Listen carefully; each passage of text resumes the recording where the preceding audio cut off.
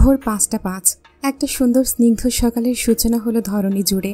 পশ্চিম আকাশে লাল সূর্যের চটার আবির্ভাব এখনো ঘটেনি, তবে উজ্জ্বল আকাশে উজ্জ্বল পৃথিবী, প্রকৃতি জুড়ে শীতল হওয়ার উত্তাপ। এমন একটা সুন্দর সকালে সকলেই যাচ্ছে কলেজ ট্যুরে রাঙামাটিতে। এই ট্যুর যাত্রীতে মায়াও আছে। প্রথম সারি দ্বিতীয় সারি মিলিয়ে মোট 4টা বাসের ট্যুর যাত্রা এটি। মায়াদের সিট পড়েছে ৪র্থ নম্বর বাসে। সকল শিক্ষার্থী ছেলে মেয়ে আলাদা আলাদা করে বসার ব্যবস্থা হলেও সিনিয়র ছেলেমেয়েরা প্রায় সকল বাসেই উপস্থিত আছে ভলান্টিয়ার হিসেবে। শিক্ষক শিক্ষিকাদের পাশাপাশি এই ট্যুরে একদল সিনিয়র ছেলে মেয়েদেরও দায়িত্ব দেওয়া হয়েছে জুনিয়র স্টুডেন্টদের সুষ্ঠু শিক্ষা সফর নিশ্চিত করার লক্ষ্যে। কঠোর নিষেধাজ্ঞা আর নজরদারিতে এই ট্যুর যাত্রা শুরু হলেও বাসের ছেলে মেয়েরা ডিজে গানের তালে হই হুল্লোড় আর আনন্দে মেতে উঠল একটা সময় পর। কিন্তু মায়া সবার দলে নেই। সে মূলত মন খারাপে নিশ্চুপ হয়ে বসে আছে। কি জন্য মায়ের মন খারাপ জানা নেই, শুধু উদাস আর অস্থির মনে ভেতর জ্বলছে ওর। উদাস মায়া জানালা ধরে বাইরের দিকে তাকিয়ে আছে। দৃষ্টি ওই দূর সীমান্তে পাহাড়ের চূড়ায়। সকালের মিষ্টি ফুরফুরে বাতাসের তেজে মায়ের মুখ ছুঁয়ে মাথার হিজাব উঠছে শাঁ শাঁ শব্দে। জুই মায়ের পাশেই বসে।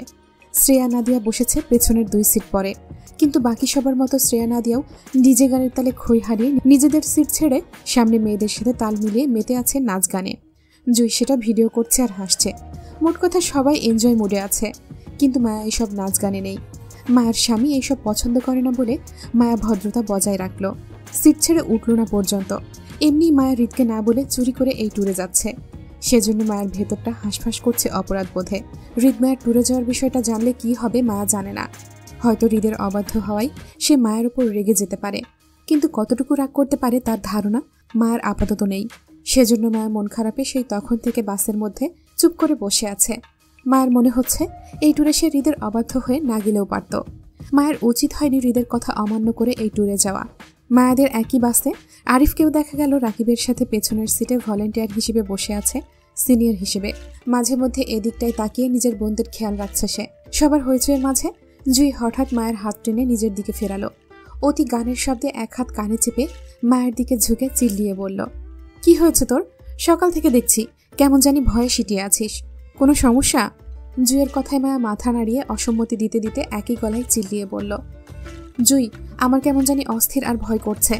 মনে হচ্ছে এই ট্যুরে ওনার অনুমতি ছাড়া আসাটা আমার ঠিক হয়নি। মায়ের মন খারাপের কারণ হৃদ, সেটা বুঝতে পেরে জুই খানিকটা অসন্তুষ্ট গলায় একইভাবে বলল, তাহলে আসলি কেন স্বামীর কথা অমান্য করে? তোকে কে বলেছিল আসতে? নিজেই তো লাফিয়ে লাফিয়ে আসলি, এখন আবার ঢং করিস? এতই যদি জামাই ভক্ত হতি তাহলে অমান্য করে লুকিয়ে এই ট্যুরে যেতি না বেয়াদব। জুইয়ের কথায় মায়ের গলার স্বর খানিকটা কমে আসলো অপরাধ বোধে। সবাই তো যাচ্ছিল, তোরা সবাই যাচ্ছিস বলে আমি নিজের মনকে বুঝাতে পারিনি। এজন্য ওনাকে না বলেই চুপি চুপি তোদের সাথে যাচ্ছি। কিন্তু এখন কেমন জানি অস্থির আর ভয় করছে ভেতর ভেতর। মনে হচ্ছে আমি ভুল করেছি। সত্যি কি আমি ভুল করেছি জুই? কি করব বল না তুই? মায়ের অপরাধ বোধের বিষয়টা বুঝে জুই মায়াকে আশ্বস্ত দিয়ে বলল, এখন আর কিছু করার নেই, যা হওয়ার হয়ে গেছে। অলরেডি বাস ছেড়ে দিয়েছে, তাই এই সফরটা এনজয় কর। একদিনেরই তো ব্যাপার, রাতে বাসায় ফিরে ভাইয়ার সাথে যোগাযোগ করে নিস, তাহলে দেখবি সব ঠিক হয়ে গেছে। এখন আর মন খারাপ করিস না, কেমন? মায়া হাঁসফাঁস করতে করতে বলল, জুই, আমার কেন জানি মনে হচ্ছে এই ট্যুর শেষ করে হয়তো আর ফিরতে পারবো না। মায়ের কথায় জুই তেমন গুরুত্ব দিল না, বরং বিরক্ত হয়ে মায়ের কপালে গুঁতা দিয়ে শাসন করে বলল, বাজে চিন্তা না করে ট্যুর এনজয় কর বলদ। আরিফ ভাই আছে আমাদের সাথে, কিচ্ছু হবে না কারো। জুইয়ের কথায় মায়া খানিকটা আশ্বস্ত হলো। আরিফ যে ওদের সাথে ট্যুরে যাচ্ছে সেটা মায়া ভুলতেই বসেছিল এতক্ষণে, কিন্তু জুইয়ের কথায় সেটা পুনরায় মনে পড়তেই মায়ের মনের ভয়, সংশয়, অস্থিরতা খানিকটা কমে গেল।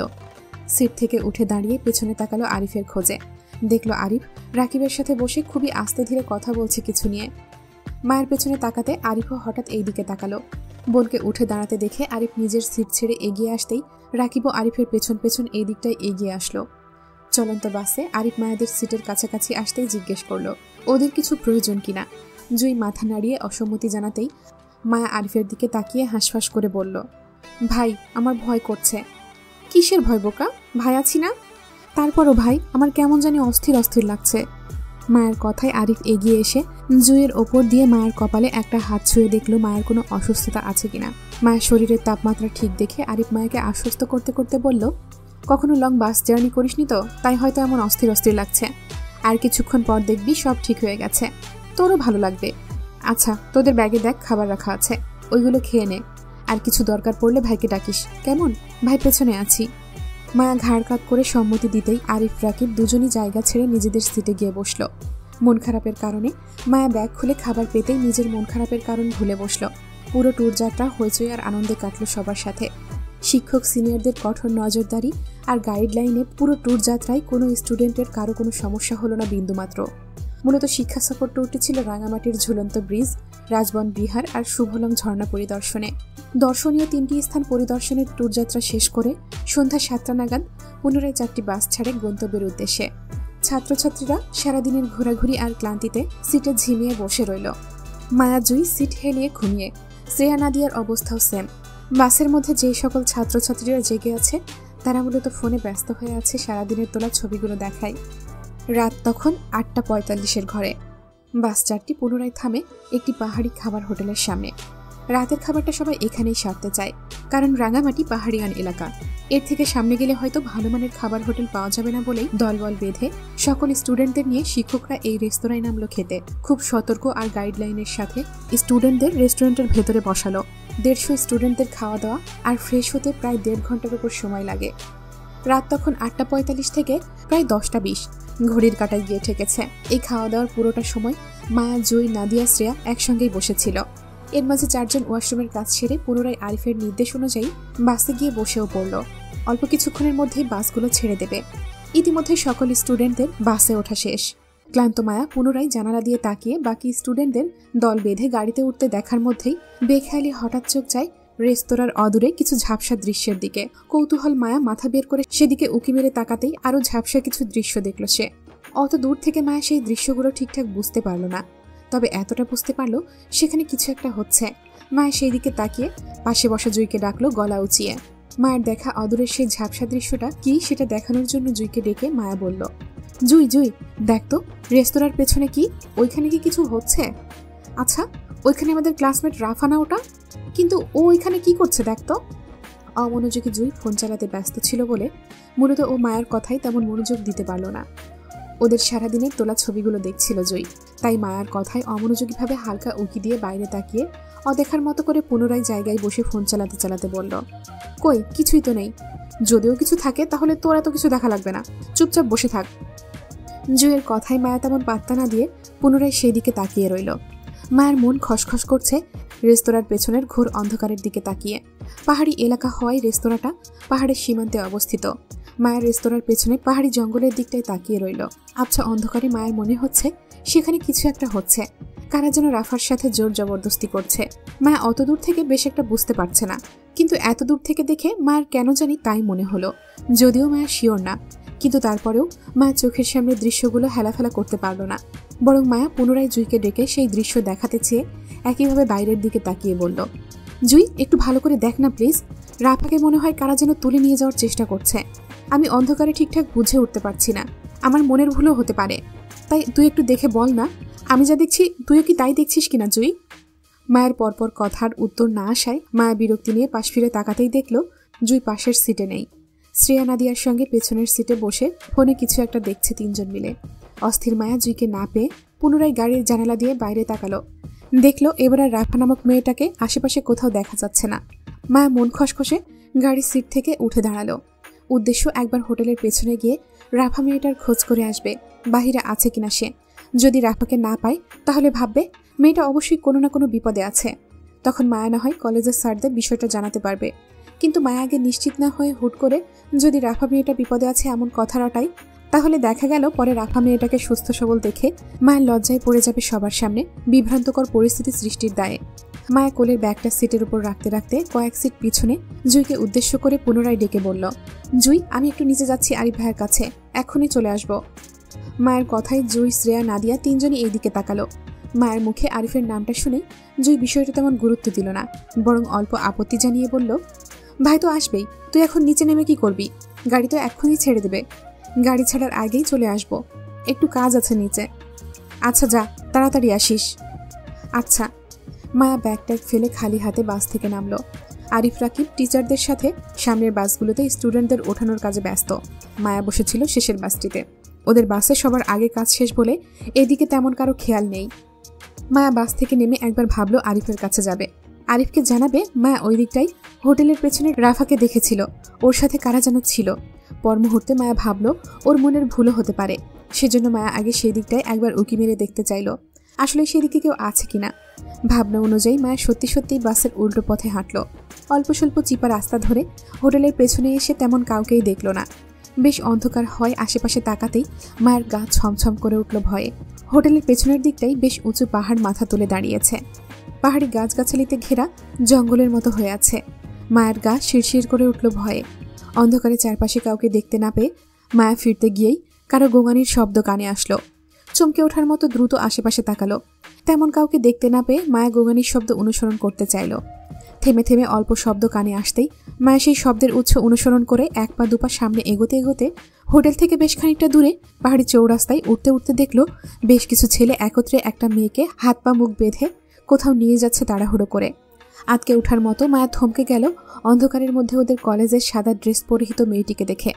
তার মানে মায়া তখন গাড়িতে বসে ঠিক দেখছিল এই মেয়েটি রাফাই ছিল, আর এই ছেলেগুলো হয়তো তখন রাফাকে জোর জবরদস্তি করে তুলে নিয়ে যাচ্ছিল।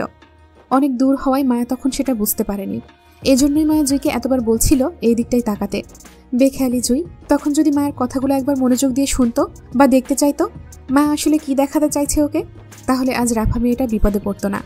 তার আগেই মায়া সবাইকে জানিয়ে রাফা মেয়েটাকে এই ছেলেগুলোর হাত থেকে বাঁচিয়ে নিত। আতঙ্কিত মায়া কি করবে চট করে বুঝে উঠতে পারল না। এখন যদি মায়া দৌড়াদৌড়ি করে পুনরায় বাসের কাছে ফিরে যায় সবাইকে এটা জানাতে ওদের কলেজের রাফা নামের একজন শিক্ষার্থী বিপদে পড়েছে, কারা যেন মেয়েটাকে তুলে নিয়ে যাচ্ছে সেটা বলতে, তাহলে সবাইকে নিয়ে মায়ের ফিরে আসতে আসতে রাফা মেয়েটাকে হারিয়ে ফেলবে ও। আবার এই মুহূর্তে মা একা রাফার পেছনে গিয়েও কোনো লাভ নেই, ওর দ্বারা এতগুলো ছেলের থেকে মেয়েটাকে বাঁচানো একা সম্ভব নয়। অস্থির মায়া কি করবে বুঝতে না পেরে ওই পাহাড়ি নেশাখোর ছেলেগুলোর পেছনে হাঁটলো। অন্তত কোথায় নিয়ে যায় রাফাকে সেই লোকেশন দেখে না হয় মায়া পুনরায় ফিরে এসে সবাইকে জানাবে সেটা। ভাবনা অনুযায়ী মায়া তাই করলো। হোটেল থেকে বেশ অনেকটা দূরে নিয়ে যায় রাফাকে ছেলেগুলো। পাহাড়ের চূড়ায় এনে রাখলো মেয়েটাকে হাত পা মুখ বাঁধা অবস্থায়। তার কিছুটা সামনেই আগুন জ্বালিয়ে হইচই নেশায় বুঁদ হলো এক একজন। এই সব কিছুর মাঝে মায়া ছেলেগুলোর পেছনে ছুটতে ছুটতে অন্ধকারের মাঝে নিজেদের হোটেলের রাস্তা ভুলে বসলো। এই অচেনা পাহাড়ি এলাকায় মায়া নতুন, কোন দিকে মূল রাস্তা আর কোন দিকে বিপদ সংকেত তাও জানা নেই মায়ার। আতঙ্কিত মায়া রাফার খোঁজে নিজেরও জীবন বিপদে ফেলল। পাহাড়ের চূড়ায় উঠতে উঠতে অসংখ্যবার উঁচু নিচু গর্তে হোঁচট খেয়ে পড়ায় গায়ের সাদা ড্রেস লাল মাটিতে ময়লা ময়লা করে ফেলেছে ততক্ষণে। তারপরেও হাল ছাড়েনি। নিশ্চুপে ছেলেগুলোর পেছনে ছুটতে ছুটতে নির্দিষ্ট গন্তব্যে পৌঁছালো। পাহাড়ি গাছের আড়ালে নিজেকে লুকিয়ে দেখল প্রায় 8 থেকে 10 জনের মতো পাহাড়ি আর নেশাখোর ছেলে পেলে, আর এদের বসবাস মূলত পাহাড়ের চূড়ায় থাকে। মায়া আশেপাশে গা ছমছম করা পরিবেশটা দেখল। পাহাড়ি গাছের ডালপালা কেটে বসার মতো একটা টুল বেঁধে রেখেছে, এর পাশেই একটা বাঁশের চৌকি দেখা গেল। আর মাঝের খালি জায়গাটাতে ছেলেগুলো গোল করে বসে মধ্যস্থতায় আগুন জ্বালিয়ে হাতের তালুতে কি একটা ঘষে ঘষে বারবার সেটা মুখে দিয়ে নেশা করছে তারা। মূলত বোকা মায়ার ধারণা নেই পাহাড়িয়ার নেশাখোর ছেলেগুলোর ভয়াবহতা সম্পর্কে। যদি থাকতো তাহলে কখনোই নিজের জীবন বিপদে ফেলে একা মেয়ে হয়ে অন্য মেয়েকে বাঁচাতে আসতো না এই মধ্যরাতে, বরং দ্রুত নিজের কলেজের কর্তৃপক্ষকে জানাতো বিষয়টি। মায়ের বোকামিতে সে নিজেই ফেসে গেল, আর এই বিষয়টি সম্পর্কে ওর নিজেরও জ্ঞান ছিল না। মূলত পাহাড়িয়ান নেশাখোর ছেলেদের কোনো জাত বংশ হয় না, তারা বেনামি পাহাড়ি জঙ্গলি বলে মানুষের কাছে পরিচিত। এদের দিয়ে অন্ধকার জগতের সকল কাজ করায় দুনিয়ার ক্ষমতাশালী মানুষেরা। চুরি, ছিনতাই, ডাকাতি, ধর্ষণ, অপহরণ, নারী পাচার, অস্ত্র পাচার, কিডন্যাপিং, জঙ্গি এবং দুনিয়ার সকল অরাজকতার কাজ করানো হয় এইসব পাহাড়িয়ান নেশাখোর ছেলেপেলেদের দিয়ে। এমন ভয়ঙ্কর জঙ্গিদের হাতে কোনো ছেলে মানুষ পড়লেই তার জীবন নিয়ে ফিরতে পারে না। সেখানে মায়া একা মেয়ে হয়ে এসেছে আর একটা মেয়েকে বাঁচাতে। নিরস্ত্র মায়ের হাতে একটা ফোন পর্যন্ত নেই যে কারো কাছে সাহায্য চাইবে। খালি হাতে বান্ধবীকে বাঁচাতে এসে সে নিজের জীবনেও রিস্ক টানল। কিছু সময় পার হতেই পরিস্থিতি অল্প শিথিল হলো। ছেলেগুলোকে নেশায় মেতে থাকতে দেখে মায়া গাছের আড়াল হতে অল্প উকি মেরে দেখল রাফাকে। মায়ের থেকে কিছুটা দূরে রাফাকে ছেলেগুলো ওর হাত পা মুখ বাঁধা অবস্থায় ফেলে রেখেছে মাটিতে। হয়তো নেশা করার পরপরই ঝাঁপিয়ে পড়বে চিন্তাভাবনা। মা আর কিছুই ভাবল না, নিজের ক্লাসমেটকে বাঁচাতে হামাগুড়ি দিয়ে গিয়ে বসলো রাফার পেছনে।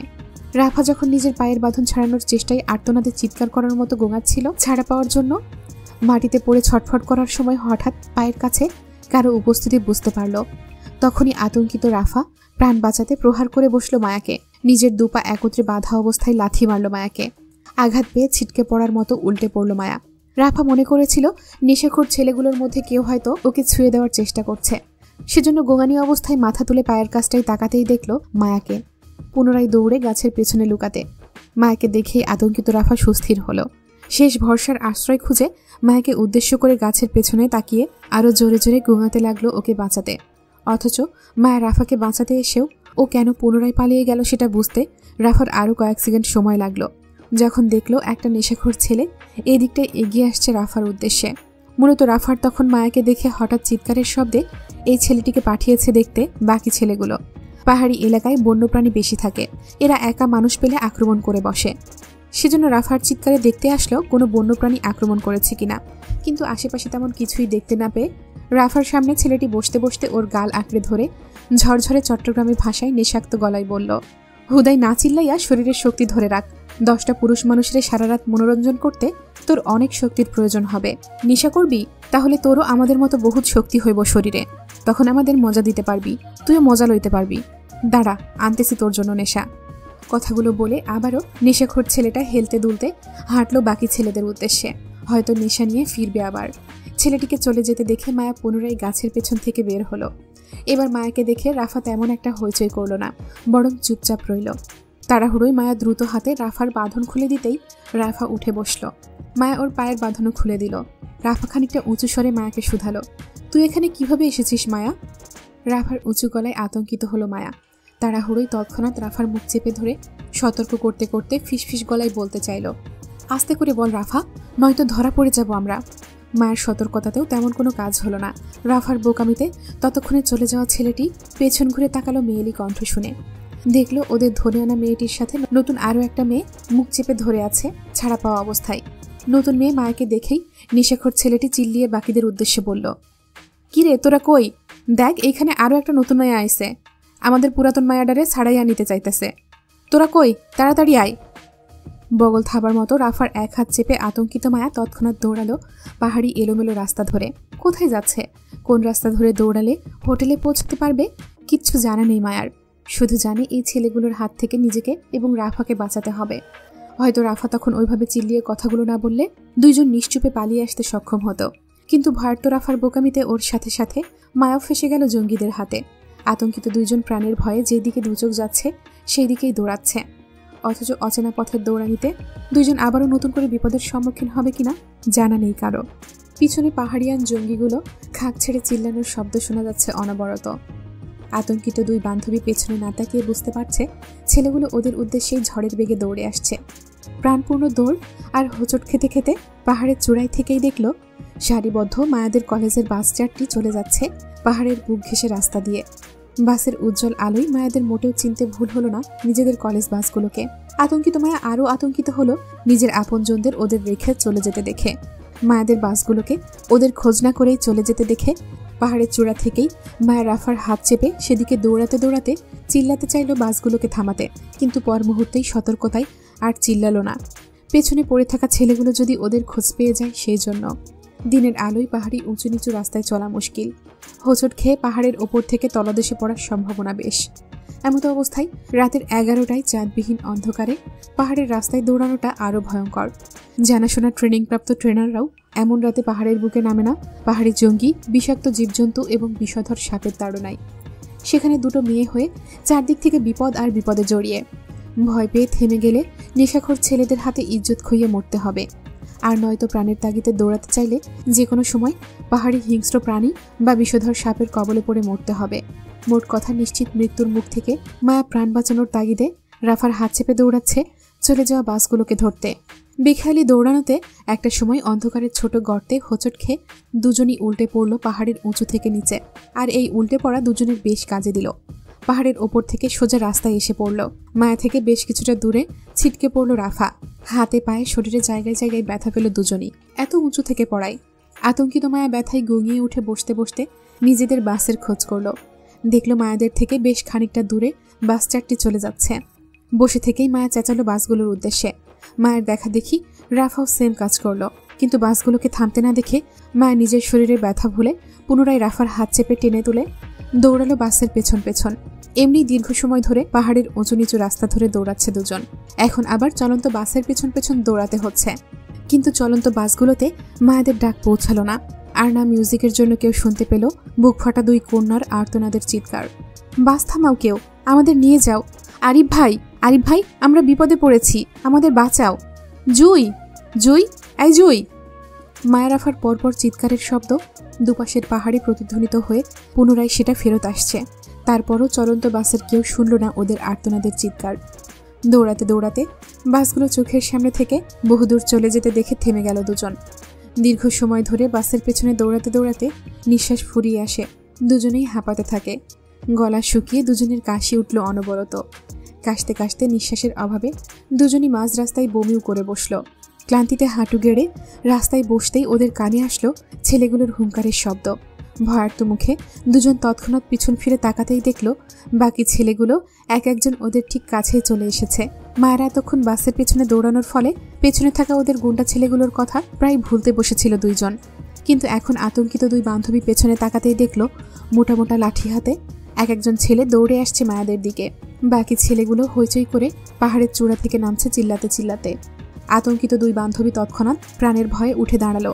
পুনরায় রাফার হাত চেপে মায়া একইভাবে দৌড়াতে গেলে পেছনে দৌড়ে আসা ছেলেটা হাতের মোটা লাঠিটা ছুঁড়ে মারল মায়ের উদ্দেশ্যে। দক্ষ হাতের ঢিল মারাই মায়া পায়ে আঘাত পেতেই মুখ থুবড়ে পড়ল পিছঝাড়া রাস্তায়।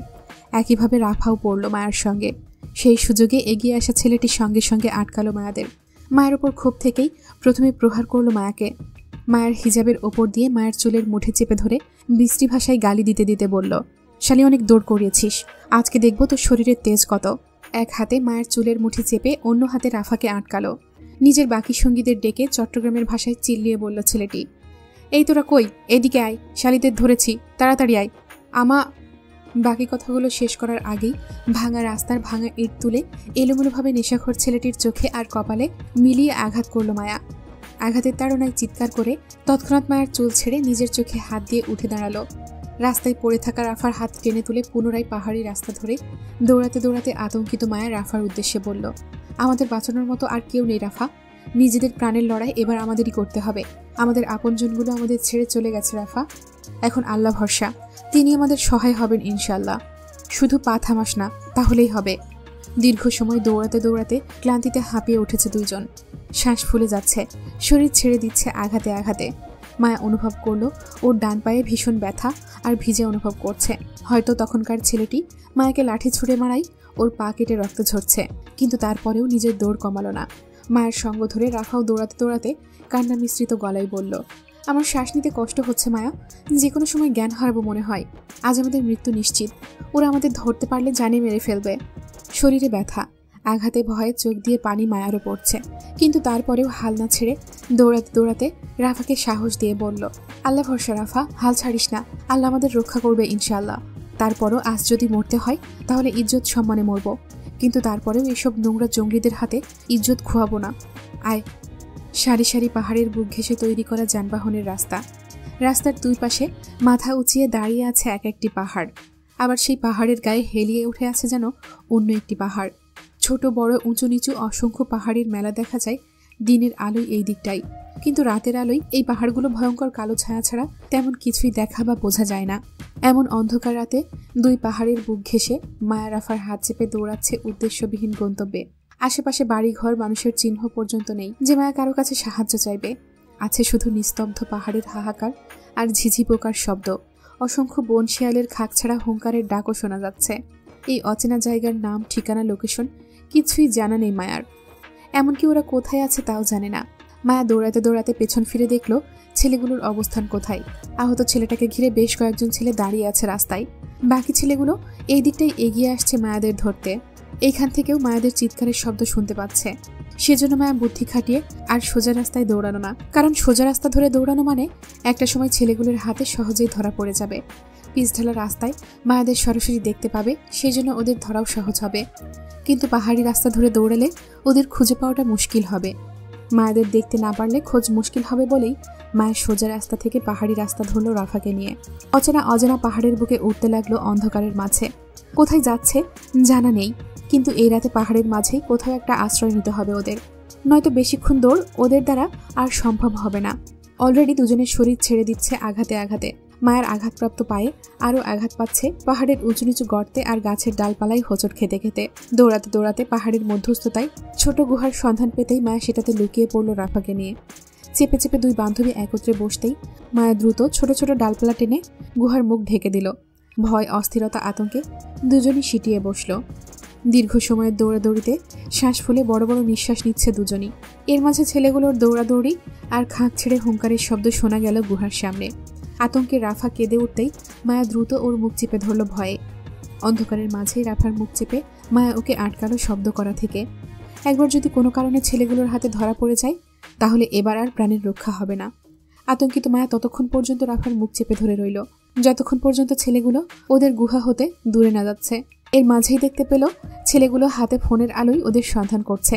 রাগান্বিত ছেলেগুলো মায়াদের খুঁজতে খুঁজতে গুহার সামনে দাঁড়াতে দাঁড়াতে গালি দিয়ে বলল, শালি দুইটা জীবনের দৌড় করাইছে আজ। একবার শুধু পাই দুইটারে কুবাইয়া মারুম। নতুন মায়াটা আছে না, যেটা আমাদের তুলে নেওয়া মায়াডারে ছাড়াইয়া লইয়া গেল, ওই মায়াটা বেশি চতুর। এই শালি আমাদের এত দৌড় করাচ্ছে। খালি একবার এই শালিরে ধরতে পারলে সবার আগে কুপাইয়া মারুম এইটারে, তারপর কাঁচা মাংস সিদ্ধ কইরা কাঁচা খামু। এই শালি আমার শরীরে জিদ উঠাইয়া দিছে। এইটা না ধরা পর্যন্ত শান্তি নাই। সবাই আলাদা আলাদা হইয়া দৌড়া। মায়া দুইটা আশেপাশেই হইব। এই পাহাড়ে বেশিক্ষণ দৌড়াইতে পারবো না। এর থেকে সামনে গেলেই ডাকাতের হাতে পড়ব। এর আগেই আমাদের মায়া দুটারে ধরতে হইব। ছেলেটির কথাই বাকি ছেলেগুলো সম্মতি দিয়ে সবাই আলাদা আলাদা হয়ে ছড়িয়ে পড়ল মায়াদের খুঁজতে। গুহার সামনে কারো উপস্থিতি ঠাওর করতে না পেরে রাফার মুখ ছাড়ল মায়া। বুকে হাত বেঁধে মায়ের সুস্থির নিঃশ্বাস নেওয়ার মাঝেই রাফা ভয়ার্ত গলায় মায়াকে উদ্দেশ্য করে বলল, মায়া, ওরা সবাই তো তোর উপর ভীষণ রেগে আছে আমাকে ছাড়িয়ে নিয়ে এসেছিস বলে। আমার জন্য তুই তোর নিজের জীবন বিপদে ফেলেছিস। আজকে তুই না থাকলে এতক্ষণে হয়তো আমার সব শেষ হয়ে যেত ছেলেগুলোর হাতে। তোর ঋণ আমি কোনোদিন শেষ করতে পারবো না। তুই আমার জন্য ফেরেস্তা হয়ে এসেছিস, আর তুই আমার জন্য রিনা খান হয়ে এসেছিস এই ফাটা বাঁশ গলা নিয়ে। বারবার সতর্ক করছি উঁচু গলায় কথা না বলতে, তারপরেও ফাটা বাঁশের মতো চিল্লিয়ে কথা বলিস। তোর এই বাঁশের গলার জন্য আজ এই অবস্থা আমাদের, নয়তো সেই কখন তোকে নিয়ে চুপিসারে পালিয়ে যেতাম। গলার এত জোর থাকলে তখন রাস্তায় পড়ে চিল্লালি না কেন? অন্তত তোর গলার জোরে আমাদের বাস থেমে যেত, আমরাও নিরাপদে থাকতাম। পুনরায় রাফার উঁচু গলায় মায়া খানিকটা রাগ নিয়ে উক্ত কথাগুলো ফিসফিসিয়ে বলল রাফাকে। মায়ের কথায় রাফা চুপ করে গেল। সত্যি তখন রাফা মায়াকে দেখে বোকামি করে না চিল্লালে হয়তো এখন ওদের এত দৌড়াদৌড়ি করা লাগতো না, নিশ্চুপে পালিয়ে আসতে পারত। রাফা নিজের ভুল বুঝতে পেরে মায়ের সঙ্গে আরও চেপে বসল। মায়াকে উদ্দেশ্য করে নরম গলায় ফিসফিসিয়ে বলল, তুই অনেক সাহসী মায়া। তোকে দেখে এত সাহসী মনে হয় না। মনে হয় তুই ভীষণ বোকা আর সহজ সরল মেয়ে হবি। আচ্ছা, তোর ভয় করছে না ছেলেগুলোর হাতে ধরা পড়লে কি হবে আমাদের সেটা ভেবে? রাফার কথায় মায়া মাটির দেয়ালে হেলিয়ে বসল। ডান পায়ে ভীষণ ব্যথা করছে ওর। অন্ধকারে মায়া নিজের ডান পা ছুতেই চোখ খিচে গেল ব্যথায়। বুঝতে পারলো পা কেটে জখম হয়ে গেছে পুরোটা পা। মায়া দুই হাতে ডান পাটাকে কাছে টানতে টানতে রাফার উদ্দেশ্যে উত্তর করে বলল, ভয় পেলে কি হবে? আমাদেরকে বাঁচাতে কে আসবে এখানে? আশেপাশে দেখেছিস কাউকে তুই? তাহলে ভয় পেয়ে নিজেকে গুন্ডাদের হাতে তুলে দেবো কেন বলতো আমাকে? অন্ধকারে মায়ার পায়ের আঘাতটা ঠাহর করতে পারল না রাফা, সেজন্য একইভাবে বলল, আমি তা বলিনি। আমি আসলে বলতে চাচ্ছিলাম এমন একটা পরিস্থিতির মাঝে তুই এত সাহস কোথায় থেকে যে পাচ্ছিস? আমার তো ভয়ে জান বের হয়ে যাচ্ছে। আমি জানি না রাফা এত সাহস কোথায় থেকে পাচ্ছি, তবে আজ আমার মনের জোর এমনি আসছে বলে নিজেকে ভীষণ সাহসী মনে হচ্ছে। আমার মনে হচ্ছে আজ লড়াই করে হলেও নিজেকে বাঁচাতে হবে, কারণ আমি অন্য কারো আমানত। আমাকে না পেলে সে পাগল হয়ে যাবে। আমার তার জন্য হলেও নিজেকে হেফাজত রাখতে হবে রাফা। মায়ের কথার মানে বুঝলো না রাফা, সেজন্য রাফা মায়াকে কিছু প্রশ্ন করবে তার আগেই মায়া বলল, তোর কাছে কোনো ফোন টোন হবে রাফা? থাকলে বের কর, কারোর সাথে যোগাযোগ করা দরকার, নয়তো এখান থেকে আমরা বের হতে পারবো না। মায়ের কথায় টনক নড়ল রাফার। ও দুটো ফোন সঙ্গে নিয়ে এসেছিল এই ট্যুরে। একটা টাচ ফোন, অন্যটা বাটন ফোন ছিল। টাচ ফোনটাতে সারাদিন ছবি তোলায় বন্ধ হয়ে গিয়েছিল বলে ওর বান্ধবী নদীর কাছে সেটা জমা রেখেছিল, সেই জন্য এখন ওর কাছে সেই টাচ ফোনটা নেই। বাকি বাটন ফোনটা ওর ব্যাগেই ছিল, আর সেই ব্যাগটা ওর কাজ জড়িয়ে কোমরে ছিল। কিন্তু নেশাখোর ছেলেগুলো ওকে তুলে আনার সময় হয়তো কোথাও ব্যাগটা পড়ে গিয়েছে। এতক্ষণ পর্যন্ত ওর গায়ে থাকবে না সেটা। রাফা নিজের গা চেক না করেই মায়াকে বলল, আমার কাছে কোনো ফোন নেই মায়া। একটা ফোন বাসে ফেলে এসেছি, অন্যটা ব্যাগে ছিল। ছেলেগুলো আমাকে তুলে আনার সময় হয়তো ব্যাগটা কোথাও পড়ে গিয়েছে। রাফার কথায় মায়ের তৎক্ষণাৎ উত্তর আসলো। মায়া বলল, তোর কোমরে যে ব্যাগটা ঝুলছে ওইটাতে ফোন টোন নেই? আমার কোমরে ব্যাগ মানে? কথাগুলো বলতে বলতে রাফা নিজের শরীরে হাত বুলিয়ে দেখল, সত্যি সত্যি ওর কাঁধের ব্যাগটা এখনো রয়েছে। দীর্ঘ সময়ের আতঙ্কের দৌড়াদৌড়িতে রাফার মনে হয়েছিল ওর ব্যাগটা নাও থাকতে পারে, তবে এই মুহূর্তে ব্যাগটা পেয়ে যেন রাফা খুশিতে আত্মহারা হয়ে তৎক্ষণাৎ ব্যাগটা হাতে নিতে নিতে মায়ের উদ্দেশ্যে বলল, হ্যাঁ, এই ব্যাগটাতেই ফোন আছে, দাঁড়া দিচ্ছি। ছোট ব্যাগটা থেকে একটা বাটন ফোন বের করে সেটাতে আলো জ্বালিয়ে মায়ের হাতে দিল রাফা। ফোনটা পেয়ে মায়া খুশিতে আত্মহারা হয়ে রাফাকে জড়িয়ে ধরে ধন্যবাদ দিল। এই অসময়ে এই ছোট্ট ফোনটা আজ ওদের জীবন বাঁচাবে। পরিবারের মানুষজনের সঙ্গে যোগাযোগ করতে পারবে বলে মায়া ভীষণ খুশি হলো। রাফার থেকে ফোনটা হাতে নিয়ে মায়া আগে নিজের পায়ে ফোনের আলো ফেলে দেখলো তার পায়ের কি অবস্থা। অল্প আলোয় মায়ের পায়ের দিকে তাকাতেই রাফা আতঙ্কে চেঁচিয়ে ওঠার মতো মায়ের পা দুহাতে ধরতে চেয়ে ফিসফিসিয়ে বলল, হায় মায়া, তোর পা তো পুরা শেষ, রক্তাক্ত হয়ে আছে, এই পায়ে এতক্ষণ দৌড়িয়েছিস? মায়া রাফার হাত থেকে নিজের পা ছাড়িয়ে হাতের ফোনটা রাফার হাতে দিল ওর পায়ে আলো দিতে।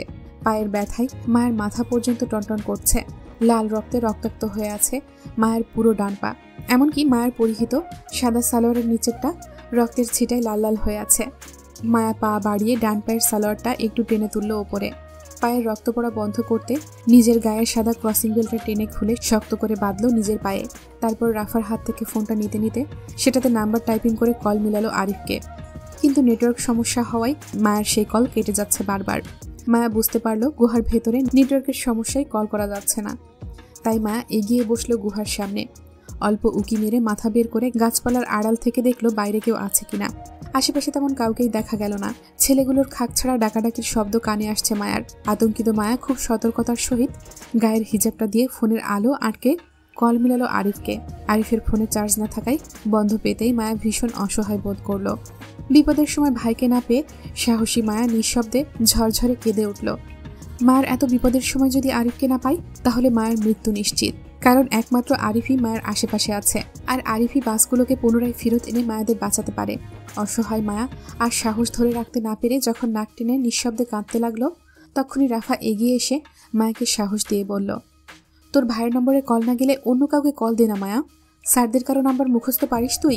পারলে দ্রুত কল দে, বেশিক্ষণ এখানে বসে থাকতে পারবো না আমরা, এইখান থেকে উঠতে হবে আমাদের, নয়তো ছেলেগুলোর হাতে ধরা পড়ে যাব যে কোনো সময়। রাফার কথায় মায়া ওকে জানালো স্যারদের নাম্বার মুখস্থ নেই, এমনকি নিজের ফোনটাতেও কল দিতে পারছে না জুয়ের কাছে, কারণ মায়া নিজেই সেই ফোনের সিম খুলে রেখেছে যাতে হৃদ কল দিতে না পারে। এ অবস্থায় মায়া নিজের পরিবারের কারো কাছে কল দিতে পারবে না, তাহলে সমস্যা আরও বাড়বে। স্যারদের কারো নাম্বারও মায়া মুখস্থ জানে না।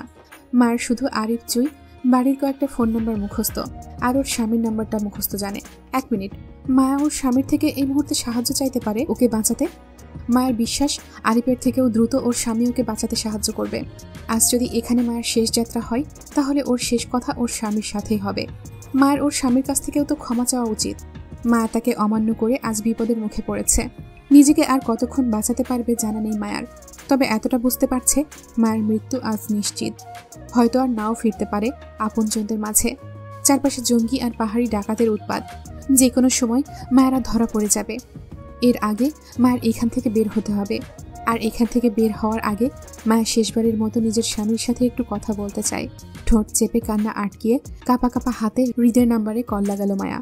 অল্প সময় নিয়ে হৃদের ফোন রিং হতেই মায়া মুখে হাত চেপে ঝরঝর করে কেঁদে উঠল। রাত তখন 11:50 ঘরে। হৃদ কফি হাতে ফাইল চেক করছিল কাপে চুমুক দিতে দিতে। মূলত সে রাত 1টার ফ্লাইটে ব্যবসায়িক কাজে যাবে দুবাইয়ে, সেজন্য একদম পরিপাটি রেডি হয়ে হাতের কাজগুলো সারছিল। হৃদের উপস্থিতি তার রুমেই ছিল। বিগত দিনে মায়ের খোঁজখবর হৃদের কাছেই ছিল। হৃদ জানত তার বউ বাড়ি থেকে চট্টগ্রাম গিয়েছে আজ 10 দিন হলো। হৃদের সাথে মায়ের যোগাযোগ না থাকলেও সেখানকার ছেলেপেলেগুলো হৃদকে তার বউয়ের খবরাখবর দিতে থাকতো। কিন্তু বিগত 3 দিন ধরে হৃদের কাছে মায়ের তেমন একটা খবর আসছিল না, কারণ হৃদ আজ সন্ধ্যায় ইন্ডিয়া থেকে বাংলাদেশে এসেছিল। এখন আবার দুবাই যাবে। সে মূলত ইন্ডিয়া থেকেই দুবাই চলে যেত, কিন্তু তার কিছু গুরুত্বপূর্ণ ফাইল রিচেক করার জন্য বাংলাদেশ থেকে দুবাইয়ের টিকিট কাটতে হয়েছে। সেই সন্ধ্যার পর থেকে হৃদ ফ্রেশ হয়ে নিজের ফাইলগুলোই রিচেক করছিল। এর মাঝে আননোন নাম্বার থেকে কল আসায় হৃদ ফাইল থেকে এক পলক দৃষ্টি উঠিয়ে ফোনে চোখ বুলিয়ে পুনরায় নিজের কাজে মনোযোগী হলো। অপরিচিত নাম্বার তার কখনো রিসিভ করা হয় না, তাই মায়ের কলটিও স্বাভাবিকের ন্যায় রিসিভ করা হলো না। কিন্তু পরপর একই নাম্বার থেকে অনবরত কল আসায় হৃদ বিরক্ত হাতে ফাইল আর কফিটা রেখে দিল টেবিলে। বিরক্ত হয়ে ফোনটা হাতে নিয়ে রিসিভ করে কানে তুলতেই মায়ের ফুপানোর শব্দে হৃদের মস্তিষ্কের টনক নড়ে উঠল। সে বুঝতে পারল এই অসময়ে তার বউ তাকে কল করেছে। বৈদ্যুতিক শক লাগার মতো হৃদের শরীরের রক্ত টকবগিয়ে উঠল মায়ের ভয়ার্ত কান্নায়। হৃদ অস্থির গলায় মায়াকে শুধালো, জান জান কি হয়েছে, কান্না করছো কেন, কোনো সমস্যা? হৃদের আদুরে গলায় ঝরঝরে কেঁদে উঠল আতঙ্কিত মায়া। এতক্ষণ সাহসী নারী হয়ে থাকলেও হৃদের আদুরে গলায় ভীষণ দুর্বল হয়ে উঠল মায়া। নারী তার শখের পুরুষের কাছে এমনই দুর্বল, প্রমাণ মায়া নিজেই। আমাকে বাঁচান নেতা সাহেব, আমি মনে হয় আর আপনার কাছে ফিরতে পারবো না। আমি আপনার কথা শুনিনি, অবাধ্য হয়েছি, সেজন্য ভাগ্য আজ আমাকে আপনার কাছে ফিরতে দিচ্ছে না। আপনার সাথে আমার এই এক জনমের বেঁচে থাকার ইচ্ছেটা অপূর্ণ রয়ে গেল। আমি মরে যাব নেতা সাহেব, ওরা আমাদের বাঁচতে দেবে না। মায়া হিচকি তুলে কান্নার দরুন খুব ফিসফিসে কানে বাটন ফোনটা চেপে হৃদকে উক্ত কথাগুলো বলল। চারপাশে বিদঘুটে অন্ধকারে নিস্তব্ধতায় মায়ের অল্প স্বরের কথাগুলো যেন প্রতিধ্বনিত হচ্ছে বারবার। আতঙ্কিত মায়া ফোনের আলোটাও গায়ের হিজাব দিয়ে চেপে ধরে রেখেছে ভয়ে, যাতে আলোটা বাইরে না যায়। হৃদ মায়ের আতঙ্কিত স্বর আর ভাঙা গলায় বুঝতে পারল পরিস্থিতি ঠিক নেই, তার বউ ভালো নেই। রাত তখন প্রায় 11:30 ঘরে। হৃদের উপস্থিতি ঢাকায় আর মায়া চট্টগ্রামে। মায়ের কি হয়েছে সেটাও সে জানে না। হৃদ কিছু বলবে তার আগেই মায়া আবারও একই ভঙ্গিতে ফুপিয়ে ওঠে কান্নায়। হৃদ ক্ষয় হারায়, মন মেজাজ দুটোই হারিয়ে বিক্ষিপ্ত হয়ে ওঠে। মায়া শুনতে পায় ফোনের অপর পাশে হৃদের চিৎকার, সেই সাথে ভাঙচুরের তাণ্ডব। মায়া আতঙ্কিত হতেই হৃদের চিৎকার ভেসে আসে ফোনের ওপাশ থেকে। হৃদ, এই হৃদ, কই আছিস তুই, লোকেশন বল। মায়া ভয়ে আতঙ্কিত হয়ে হিচকি তুলে কাঁদতে কাঁদতে মুখে কাপড় চেপে বলতে চাইল, আমি জানি না কোথায় আছি, চারপাশের কিচ্ছু চিনি না।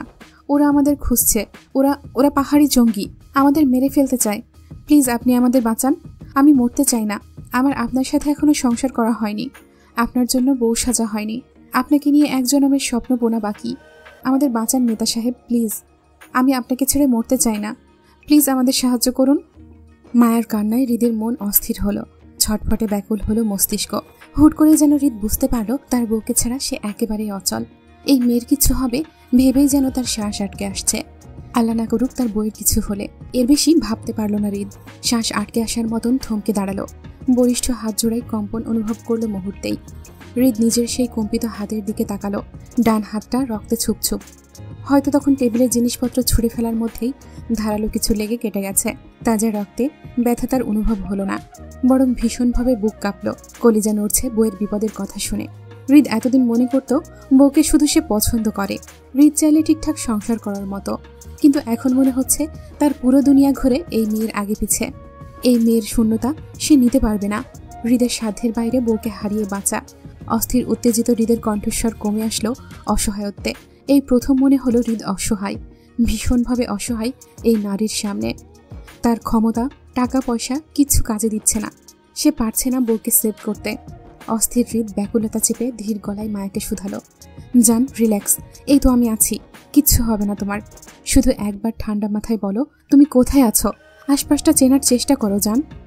হৃদের নরম স্বরের পেছনে তীব্র অস্থিরতাটা ঠাহর করতে পারল না ফোনের ওপাশে থাকা মায়া, বরং একইভাবে ফুপানো গলায় মায়া বলল, আমি জানি না তো কোথায় আছি, আশেপাশের কিছু চিনতে পারছি না অন্ধকারে। আমাদের কলেজের বাস আমাদের রেখে চলে গেল অনেক আগেই। বিগত 2 ঘন্টা ধরে আমি আর আমার এক ফ্রেন্ড এই পাহাড়ের মাঝে দৌড়াচ্ছি জঙ্গি ছেলেদের হাত থেকে বাঁচতে। এখন আর দৌড়ানোর শক্তি নেই নেতা সাহেব, আমরা দুজনেই আহত, পাহাড়ের একটা গুহায় লুকিয়ে আছি। আর কতক্ষণ লুকিয়ে থাকতে পারবো জানি না। আশেপাশে জঙ্গি ছেলেগুলো আমাদের খুঁজছে, ধরতে পারলেই সব শেষ। ইজ্জত আর আপনাকে দুটোই হারাবো নেতা সাহেব, প্লিজ আমাদের সেভ করুন প্লিজ। মায়ের আকুতি কথায় হৃদের মেজাজ খারাপে রক্ত টকবগিয়ে উঠল রাগে রিরি করে। সে পারছে না মায়াকে চিবিয়ে খেতে। তার না করা সত্ত্বেও মায়ের ট্যুরে যাওয়ার বিষয়টা হৃদের মেজাজ খিচালো। হাতের কাছে থাকা কফির মগটা সজোরে ফ্লোরে ছুঁড়ে মারতে মারতে চিল্লালো হৃদ, কই গিয়েছিলি তুই আমাকে না বলে? হৃদ, হৃদ, তুই আমার ধৈর্যের পরীক্ষা নিচ্ছিস। যদি তোর কিছু হয় আমি সব শেষ করে দেবো হৃদ, আমাকে। হৃদের বাকি কথাগুলো শেষ করার আগেই টুটটুট শব্দে মায়ের কলটি কেটে যেতেই হৃদের পাগলামো আরও বাড়ল। হৃদ বুঝতে পারছে তার বউ খারাপ কোনো জঙ্গির হাতে পড়েছে।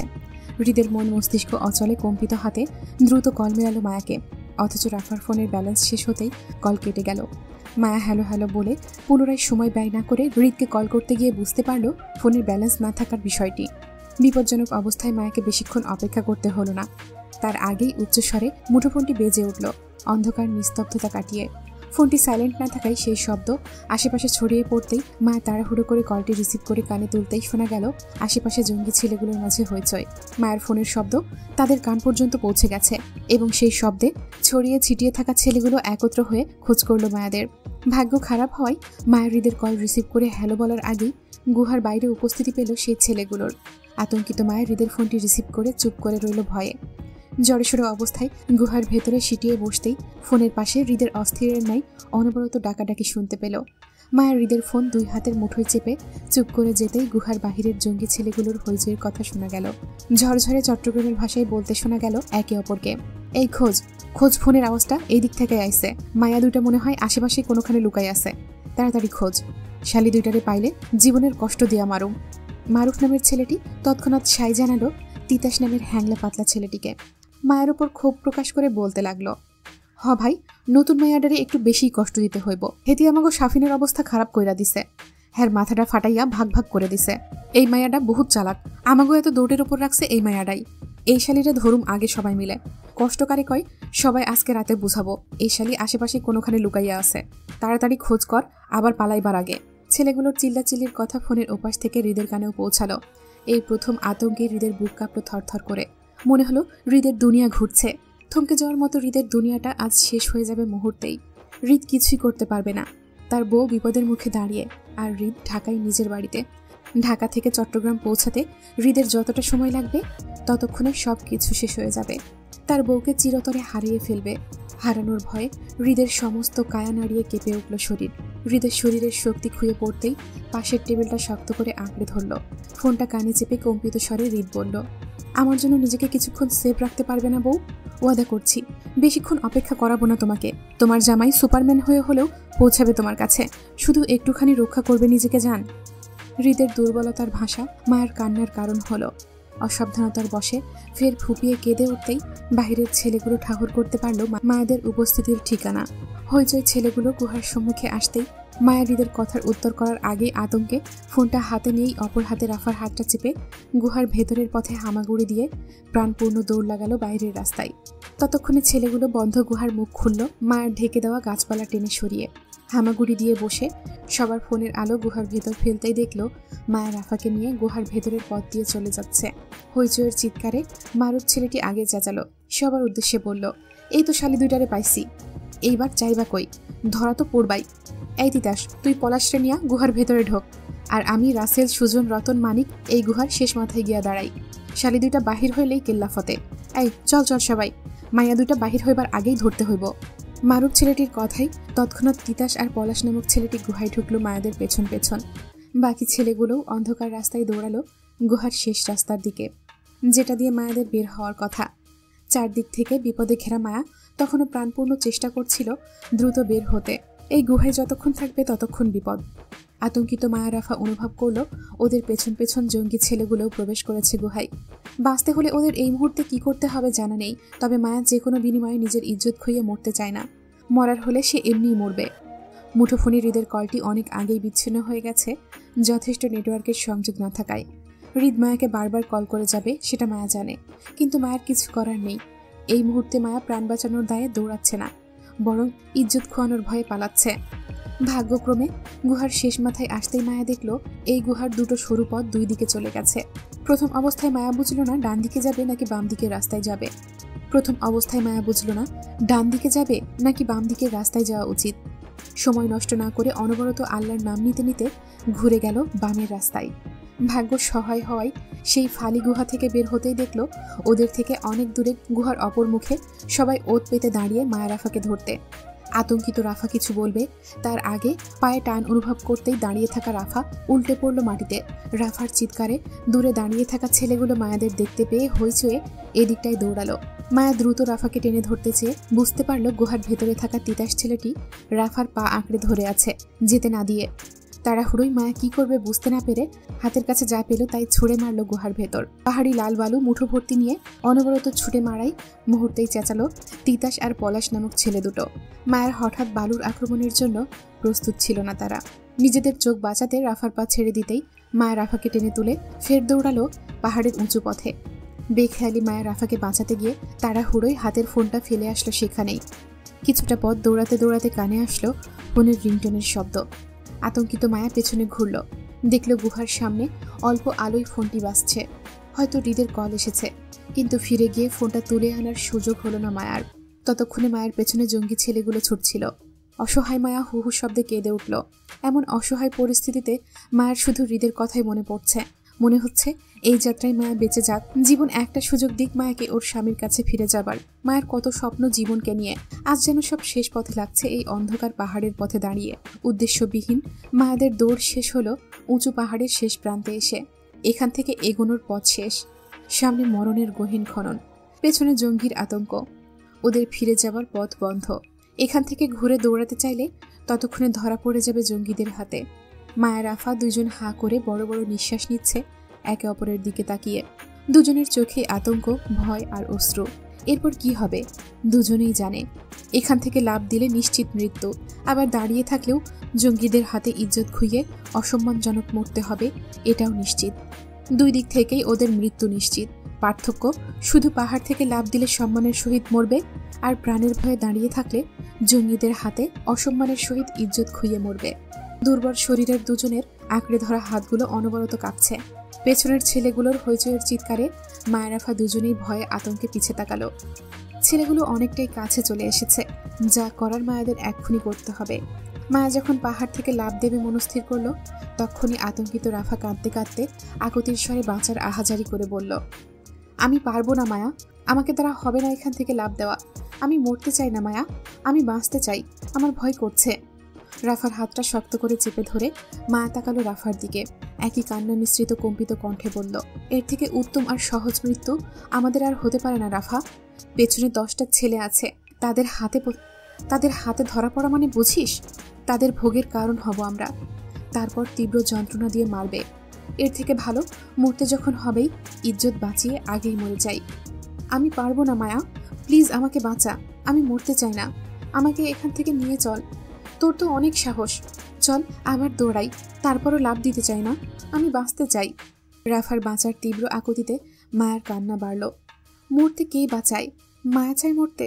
নিশ্চিত মৃত্যুর মুখে দাঁড়িয়ে রাফা যেমন বাঁচার আকুতি জানাচ্ছে, এর থেকে বেশি মায়ার আকুতি কোনোভাবে বেঁচে যাওয়া যাক। কিন্তু তারপরেও কিছু করার নেই ওদের।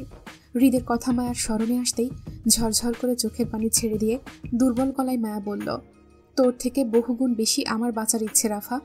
আমি বিবাহিত, একটু আগে যার সাথে ফোনে কথা হয়েছিল সে আমার স্বামী। আমার বিপদের কথা শুনে তার পাগলামি ঠাহর আমি এখান থেকে পেয়েছি।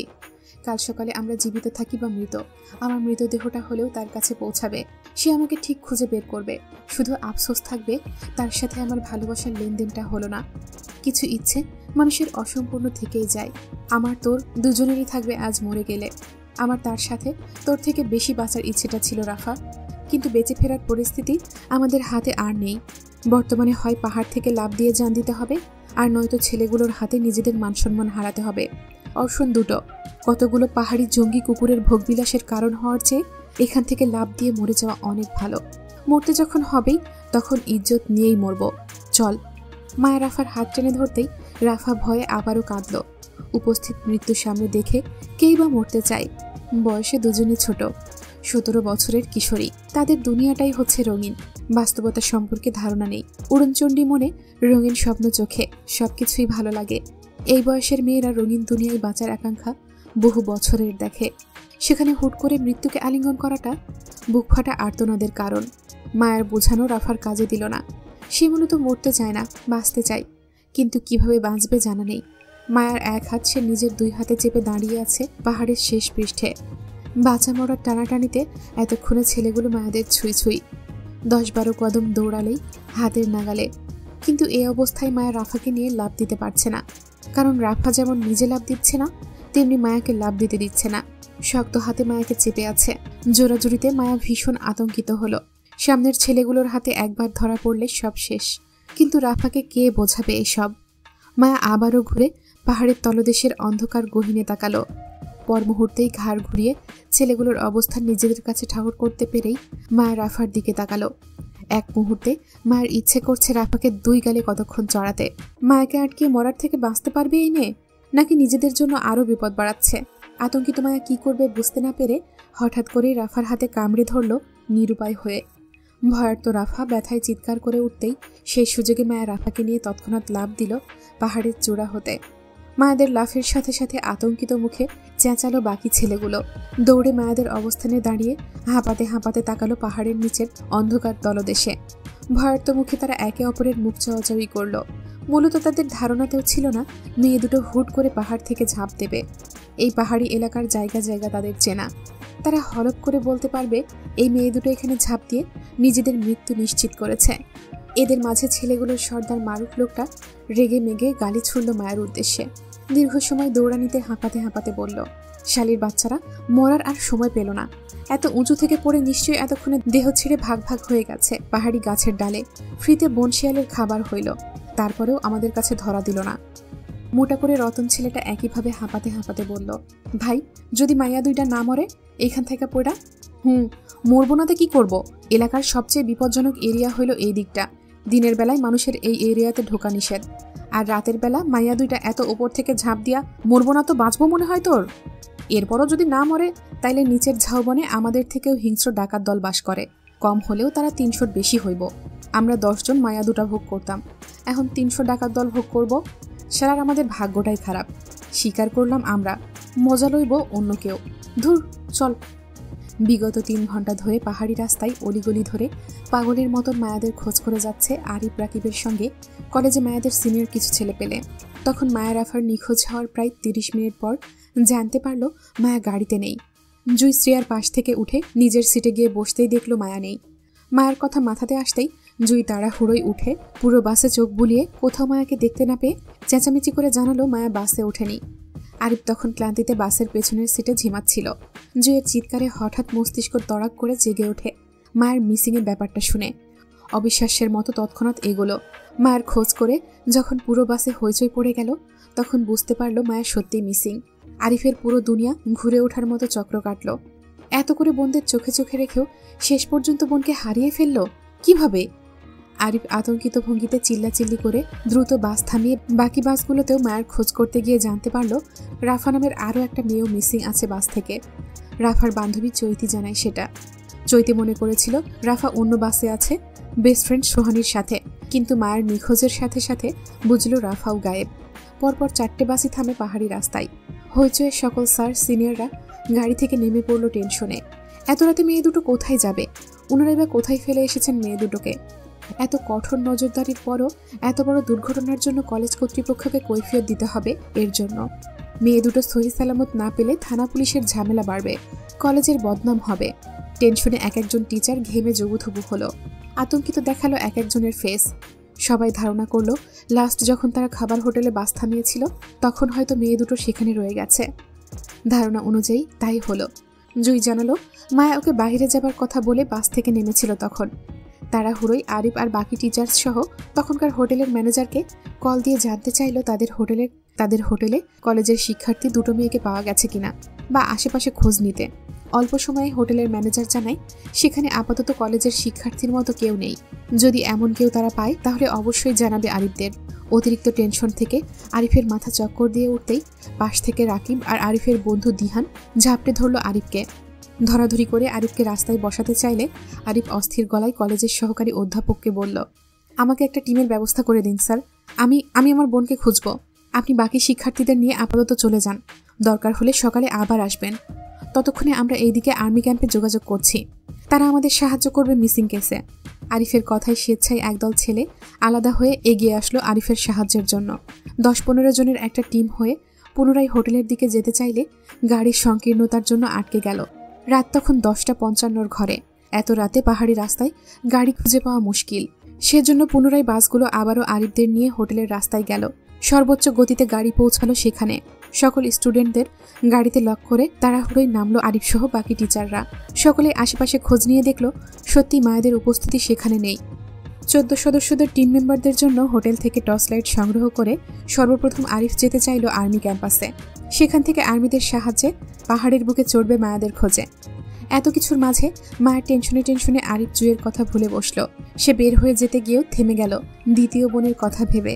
তাড়াহুড়োই আরিফ চলে যেতে গিয়েও ফিরে আসলো জুয়ের কথা ভেবে। আরিফ চলে গেলে এত রাতে একা জুইকে কার কাছে দিয়ে যাবে? মায়া নেই, আরিফও নেই।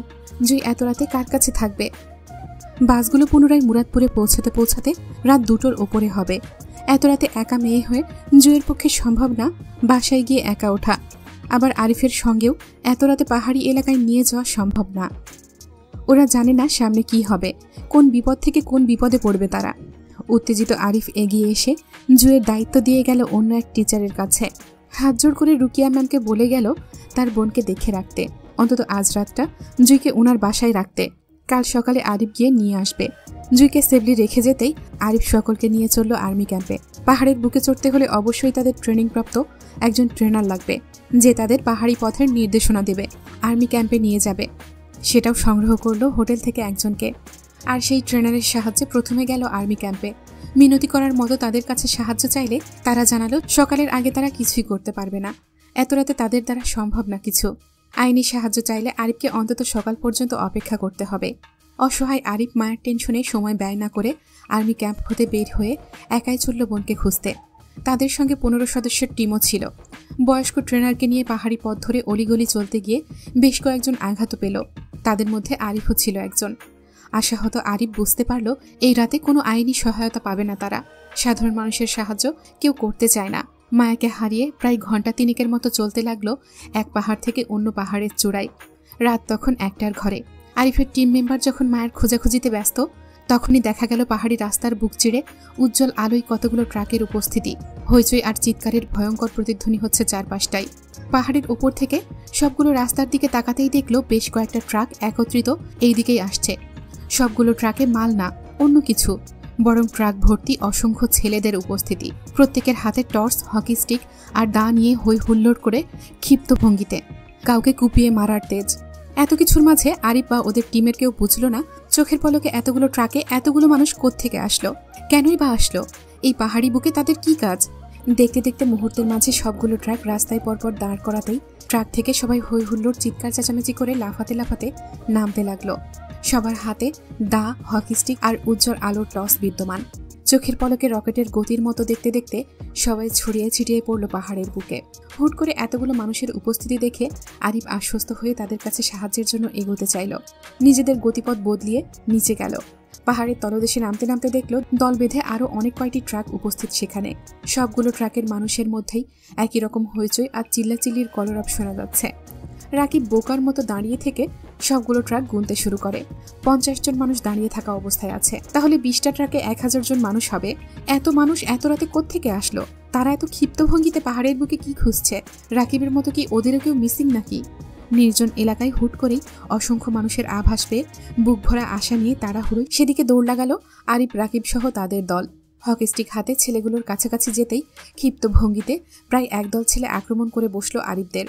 উত্তেজিত পরিস্থিতিতে হুট করেই কেউ কারো চেহারা পর্যন্ত দেখার সময় পায়নি, কিন্তু চোখের পলকে এক দফা মার আরিফদের ওপর দিয়ে চলে যেতে দেখেই হঠাৎ পরিচিত কণ্ঠে রাহাত সবাইকে ঠেলে থামিয়ে দিতে দিতে চিৎকার করে বলল, এই দাঁড়া দাঁড়া, মারিস না, এটা আমাদের আরিফ ভাই, উনি হয়তো ভাবিকে খুঁজতে এসেছে আমাদের মতো। থাম থাম, তোরা থাম। হাতে ঠেলে সবাইকে থামাতে থামাতে লাঠির আঘাতে বেশ আহত হলো সবাই। টর্চের লাইটের আলো আরিফদের ওপর পড়তেই বুঝল তারা সবাই পরিচিত মুখ। আরিফ নিজের এলাকার পরিচিত রাহাত ও তাদের সঙ্গীদের দেখে উত্তেজনায় জাপড়ে ধরল খুশিতে। এই বিপদের সময় বুঝি মায়াকে খুঁজতে সবাই ওকে সাহায্য করবে। আরিফ কিছু বলার আগেই রাহাত আরিফকে আশ্বস্ত করে বলল, চিন্তা করবেন না ভাই, ভাবির কিচ্ছু হবে না, আমরা সবাই আছি। পাহাড়ের বুক ছেকে হলেও ভাবিকে খুঁজে বের করব। শুনলাম ভাবির সাথে নাকি আরও একটা মেয়ে মিসিং আছে। রাহাত কাকে ভাবি ডাকছে তখনও বুঝল না আরিফ। আরিফের ধারণা মায়ের সাথে যে মেয়েটা আছে তাকে হয়তো রাহাত ভাবি ডাকছে। সেই জন্য আরিফ রাহাতকে ছাড়াতে ছাড়াতে বলল, তোমাদের ভাবির সাথে আমার বোন মায়া মিসিং, প্লিজ তোমরা আমাদের সাহায্য করো। আরিফকে বলতে না দিয়ে রাহাত পুনরায় বলল, আপনি চিন্তা করবেন না, আমরা ভাবির জন্যই এসেছি আরিফ ভাই। ঢাকা থেকে ভাইও আসছেন, ভাবিকে আমরা অবশ্যই খুঁজে পাবো ইনশাল্লাহ। আরিফ কিছু বলার আগেই দেখল সেখানে একে একে উপস্থিত হলো আর্মি র্যাব ফোর্সের দল বেঁধে গাড়ি, লাল নীল সিগন্যাল জ্বালিয়ে। কে বা কারা আর্মি র্যাব বাহিনীকে খবর দিল আরিফ জানে না, তবে এর পেছনে অবশ্যই ক্ষমতাধর কারো হাত রয়েছে। নয়তো যেখানে আরিফ 1 ঘন্টার মতো সময় ব্যয় করেও একটা আর্মি সদস্যকে রাজি করতে পারল না ওদের সাথে আসার জন্য, সেখানে বন্দুক হাতে যুদ্ধের প্রস্তুতি নিয়ে দলে দলে আর্মি আর কালো পোশাকধারী বাহিনী চলে আসলো মায়াদের খুঁজতে। আরিফ, রাকিব শুধু বোকার মতো তাকিয়ে রইল। মূলত তারা বুঝতে পেরেছে সবাই মায়াদের খোঁজে এসেছে, কিন্তু কে এত বিশাল ক্ষমতাধর আয়োজন করলো দুটো মানুষকে খুঁজতে? আরিফ নিজের ভেতরকার কৌতূহল চেপে সবার সাথে পাহাড়ের চূড়ায় চলল মায়াদের খোঁজে। অল্প সময়ের ব্যবধানে অন্ধকার পাহাড়ি এলাকা হয়ে উঠল দিনের আলোর ন্যায় উজ্জ্বল। পাহাড়ি গাছগাছালি থেকে মানুষের কলরবের শব্দ বেশি। একত্রে হাজার হাজার মানুষের আগমনে বনের পশুগুলোর ভয়ার্ত চিৎকার শোনা গেল চারিদিকে। চোখের পলকে পাহাড়ের বুকে ছড়িয়ে ছিটিয়ে পড়া আর্মি, র্যাব আর হৃদের পাঠানো হাজার হাজার ছেলে পেলে।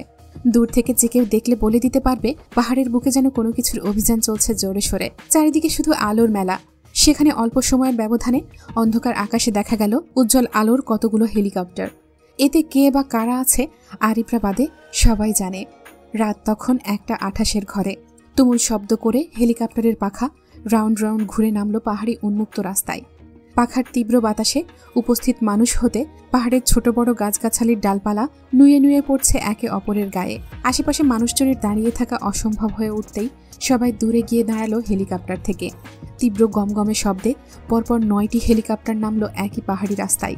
প্রথম হেলিকপ্টার থেকে হৃদের সাথে আসিফকে লাফিয়ে নামতে দেখা গেলেও বাকি 8টা থেকে বন্দুক হাতে বডিগার্ডদের লাফিয়ে বের হতে দেখল সবাই।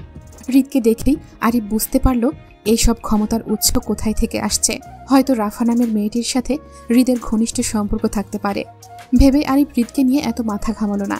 তার এই মুহূর্তে বোনকে দরকার। সেজন্য আরিফ হৃদকে দেখে এগিয়ে গেল সামনে। উদ্দেশ্য হৃদকে জানাবে তার বোন মায়াও মিসিং রাফার সাথে।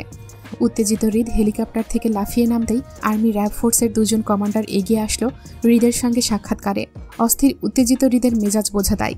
হিংস্রত্বর রাগে চোখের পাটা ফুলে আছে লাল লাল হয়ে। ঘায়েল বাঘের নাই হিংস্রত্বে গর্জন ছাড়বে যে কোনো সময়। দৃষ্টিতে সে কি তেজ, কিন্তু মুখের ভাষা নিশ্চুপ। কালো শার্টের হাতাগুলো টেনে গোটাতে গোটাতে সামনে এগোতেই পেছন থেকে আসিফ একটা বন্দুক এগিয়ে দিতেই সেটা দক্ষ হাতে তুলল হৃদ। ডান হাতে বন্দুক চেপে বাম হাতে ট্রিগার পয়েন্ট টানতেই পথ আটকে দাঁড়ালো 2 জন কমান্ডার। হৃদকে আশ্বস্ত করতে চাইল তারা মেয়ে দুটোকে অতি শীঘ্রই খুঁজে পাবে। কিন্তু ক্ষিপ্ত হৃদ তাদের ভালো কথায় পোষালো না তার।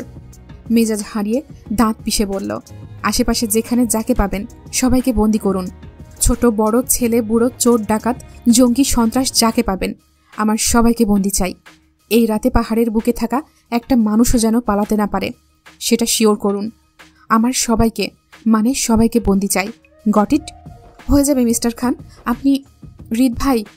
কমান্ডারের কথা শেষ করার আগেই সেখানে উপস্থিত হলো আরিফ। উত্তেজনায় কমান্ডারের কথার মাঝেই কথা বলে ফেলল হৃদকে ডেকে। হৃদের খিচে থাকা মেজাজ তড়াক করে তপ্ত আগুনের ন্যায় জ্বলে উঠল আরিফের উপস্থিতি দেখে। মেজাজ হারিয়ে মুহূর্তের মাঝেই হিংস্র বাঘের ন্যায় থাবা বসালো আরিফের শার্টের কলারে। চোখের পলকে কারো কোনো কিছু বুঝে ওঠার আগেই পরপর শক্ত হাতের ঘুষি পড়ল আরিফের নাকে মুখে। উপস্থিত সবাই থতমত খেয়ে গেল হৃদের হঠাৎ কাণ্ডে। আসিফ দ্রুত সবাইকে ঠেঙিয়ে হৃদকে জাপটে ধরল আরিফকে আঘাত করা থেকে। একা আসিফ হৃদকে সামলাতে মুশকিল হতে পারে দেখে পরপর সঙ্গে সঙ্গে আরও 2 জন কমান্ডার এগিয়ে এসে হৃদকে জাপটে জড়িয়ে ধরল আরিফ থেকে ছাড়াতে। টানাটানি করে আরিফ হতে হৃদকে ছাড়িয়ে নিতেই ভয়ঙ্কর মেজাজে চেঁচালো হৃদ। আরিফকে উদ্দেশ্য করে ফের তেড়ে যেতে চেয়ে গর্জন করে বলে উঠল, হারামির বাচ্চা, তুই থাকতে আমার বউ হারালো কিভাবে? বোনকে যদি দেখে রাখতে না পারিস তাহলে দায়িত্ব নিতে গেলি কেন?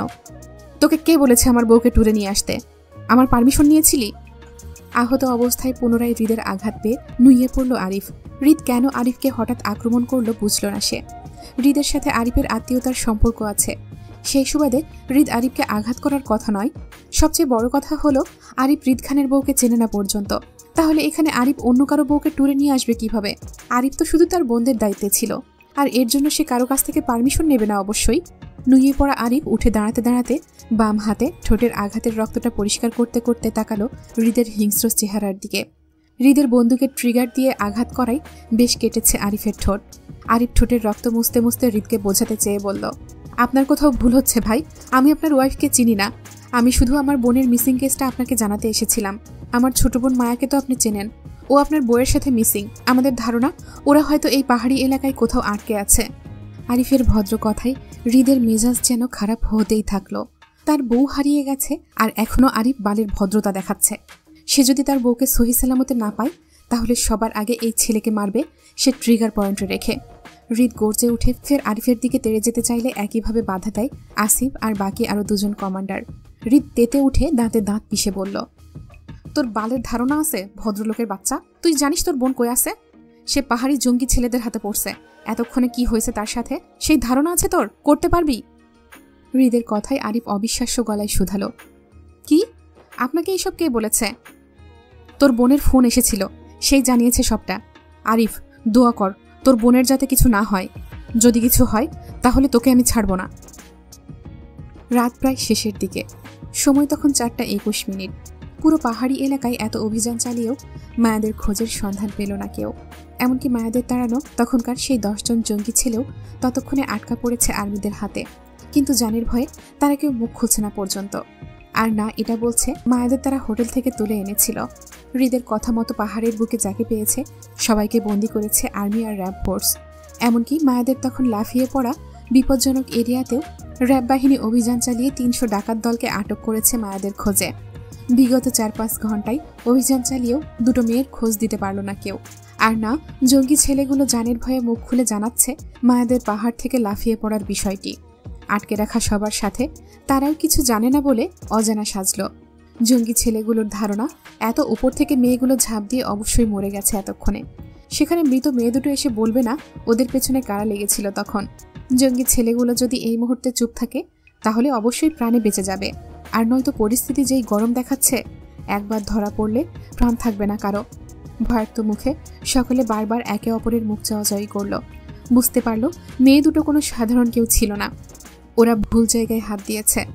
চারদিকে না পাওয়ার ব্যর্থতার সুর শুনতে শুনতে নিস্তব্ধ নিশ্চুপ হয়ে গেল হৃদ। নত মস্তিষ্ক টনটন করছে তপ্ত দহনে।